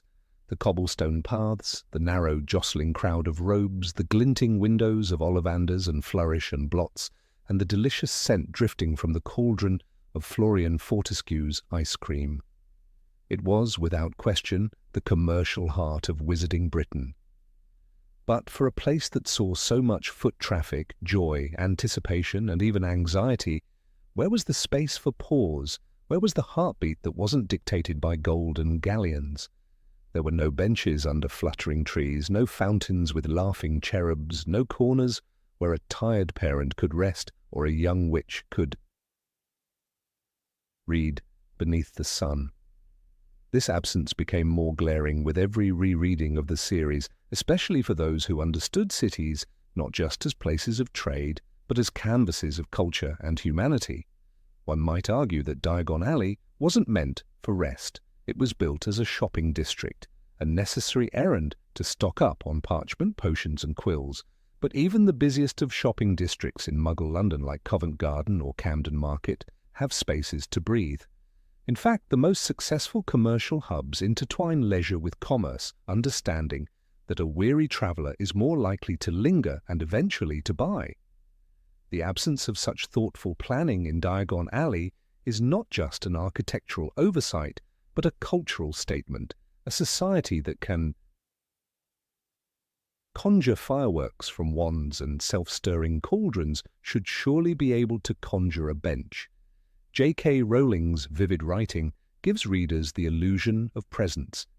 We hear the clink of goblins counting coins at Gringotts, smell the bubbling stew of potion ingredients, and feel the excitement of peering into shop windows filled with sneakoscopes and spellbooks. But where in all this colour is the tranquility of stillness? Not once do we read of Molly Weasley stopping to rest with Ginny, or of Arthur sharing a quiet moment with his sons before they scatter into shops. Diagon Alley is motion. It is noise and colour and purpose. It is never peace. There is no garden square where friends meet by chance, no oak tree where lovers might carve their initials. A community without rest is merely an economy. The omission becomes particularly striking when we consider that the wizarding world is, in many ways, more connected to the natural world than the Muggle one. Herbology, magical creatures, the importance of celestial cycles, these are part of their very education. And yet, the natural world is oddly absent from the most iconic, magical location in Britain. No ivy climbs the brick walls. No enchanted birds chirp in wrought iron cages for beauty rather than sale. Even Florian Fortescue's ice cream parlour, a beacon of sweetness and summer joy, is not described as having an outdoor seating area. Harry sat at a table outside Florian Fortescue's ice cream parlour, we read, in Prisoner of Azkaban, and yet that table seems to exist in isolation, not part of a broader plaza or square. It is a chair for consumption, not conversation. One could argue that the wizarding world simply doesn't prioritize rest in public spaces, but this would contradict what we know of Hogwarts. The castle is filled with nooks and crannies of wonder, the astronomy tower for quiet contemplation, the lake with its giant squid, the greenhouses filled with curious life. Even the room of requirement once transformed into a cozy haven filled with squishy armchairs and warm fireplaces. The culture clearly values comfort, quiet, and community, just not in Diagon Alley. Why? Perhaps the answer lies in the history of the alley itself. We are told it has existed for centuries, a hidden spine of commerce running beneath the surface of Muggle London. But like many old cities, it may have grown organically, chaotically, without a master plan.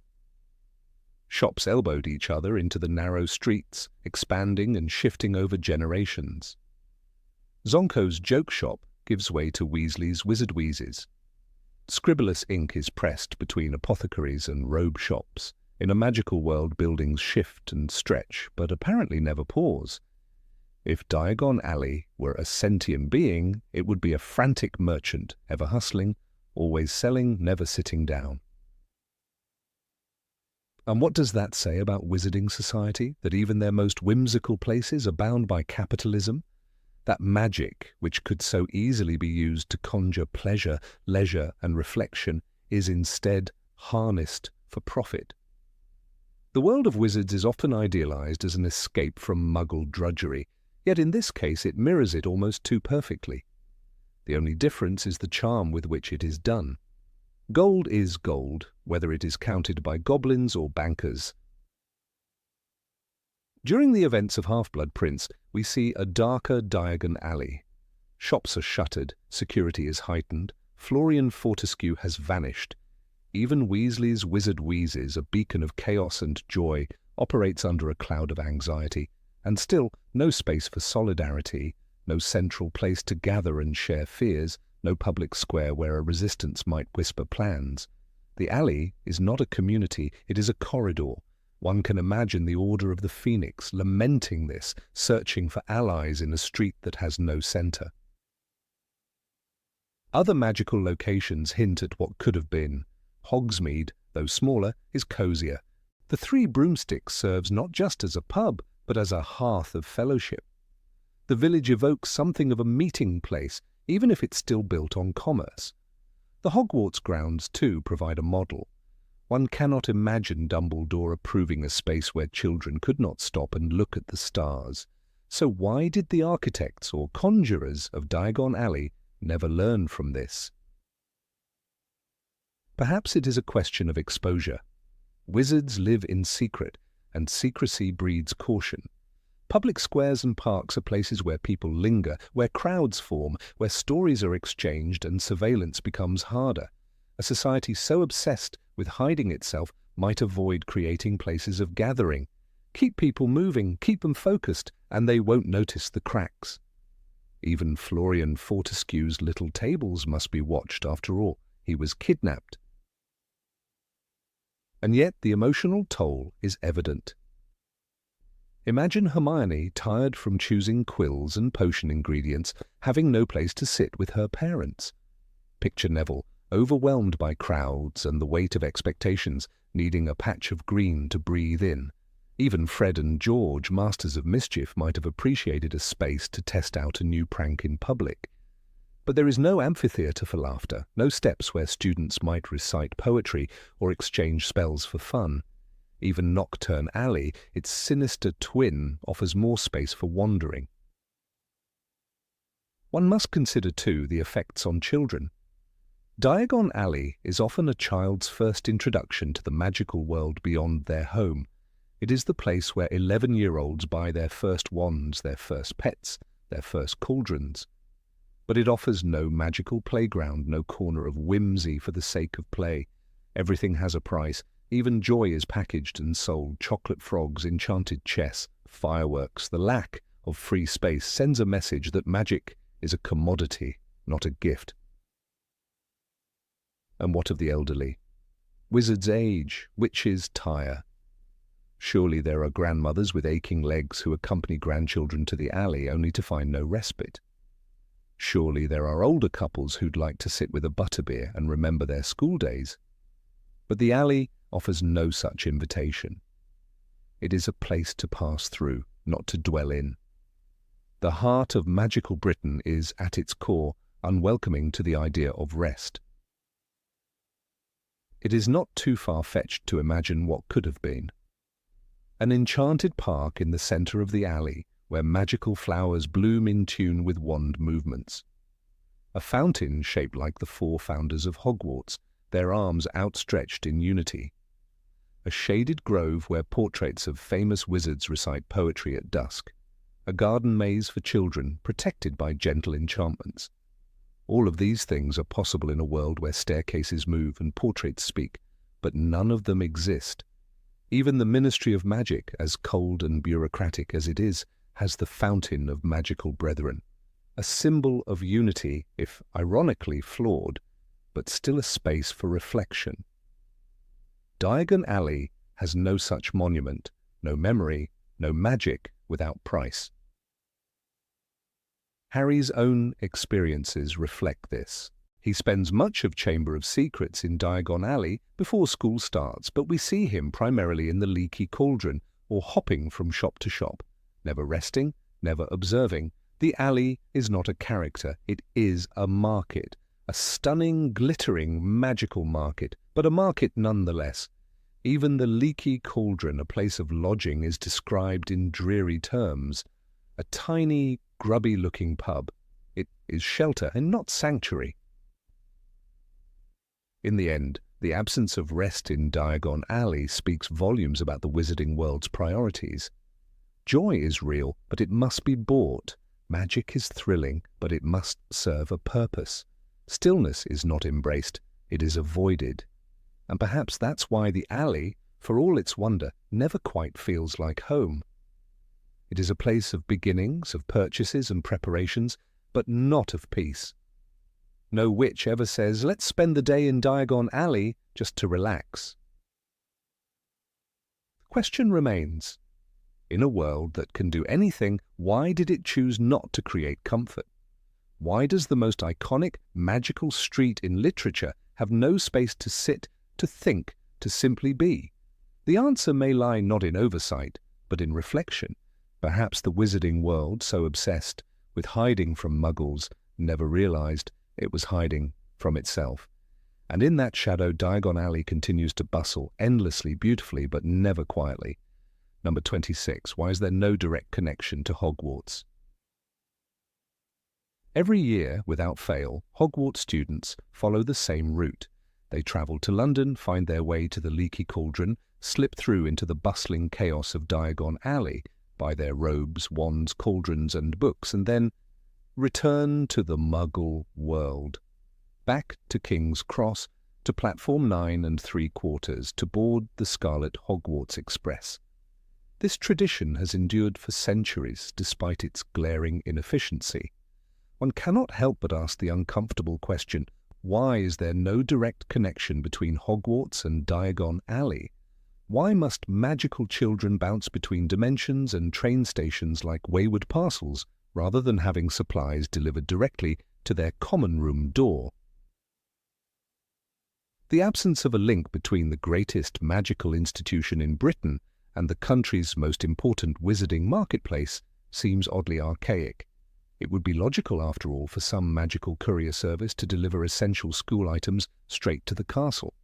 It would also make sense for Hogwarts to place bulk orders for first-year supplies, especially considering that the list of required items has remained virtually unchanged for generations. A partnership with Flourish and Blot's, Madame Malkin's, and even Ollivanders could reduce stress for young students and parents alike. And yet the school continues to rely on an outdated system where 11-year-olds must first navigate Diagon Alley on their own, often accompanied by overwhelmed Muggle-born families or older siblings. Take Hermione Granger, for example. A Muggle born with no prior knowledge of the magical world, she had to learn about Platform 9 3/4, Diagon Alley, and Gringotts in a short span of time. Her parents, both dentists, were completely out of their element, standing nervously beside their daughter as she marvelled at piles of spellbooks and cauldrons. "It's all so magical," she later told Harry, "but that first visit must have been bewildering. Why wasn't there a liaison from Hogwarts to guide Muggle-borns? Why didn't Professor McGonagall, who personally delivered?" Hermione's letter also provide instructions or an option for supplies to be mailed directly to her. The omission seems deliberate. The process of fetching one's own supplies is not just inconvenient, it's also inherently risky. Diagon Alley has its share of hazards. Nocturne Alley lurks just off the main thoroughfare, filled with sinister merchants and cursed objects.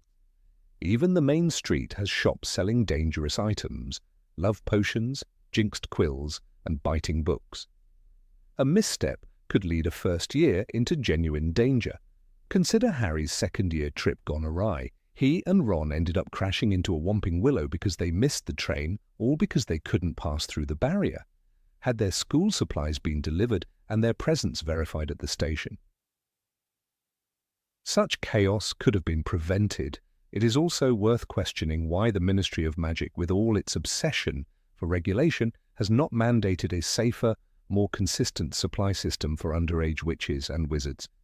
The Ministry enforces rules on underage magic, monitors broomstick use, and tracks the trace on wands, yet remains silent on the logistical chaos of pre-Hogwarts preparations. This suggests that the inefficiency is not accidental. It is tradition. It is, perhaps, even a rite of passage. Much like the sorting hat ceremony, the first visit to Diagon Alley marks a psychological threshold. It is a trial by fire, a chaotic introduction to the magical world that defines the tone for all the years to come. Still, even if one accepts the symbolic nature of that first trip, the lack of follow-up options remains baffling. Hogwarts does not provide an internal supply shop, nor does it allow regular visits to Diagon Alley. Students who forget or lose items must wait for the next Hogsmeade weekend, only accessible from third year onwards, or depend on owls. In the Goblet of Fire, Harry receives food and gifts via owl post, but no one thinks to send him a new copy of the Monster Book of Monsters when his first one bites through its bindings. Why not? Why is there no bookstore correspondence system? A school of this stature could easily maintain a magical order and deliver service through Floo or enchanted cabinets. And what about emergencies? When Ginny Weasley was taken into the Chamber of Secrets, Hogwarts locked down. No communication with the outside world, no deliveries, no contact. If the school had maintained a standing magical link with Diagon Alley, even through a regulated portal, students could have been better supported. The lack of such a system reveals the castle's isolation not just geographically but ideologically. Hogwarts has always been a world unto itself. Perhaps it is intentionally cut off to preserve a sense of purity, of distance, of controlled culture. But the cost is real.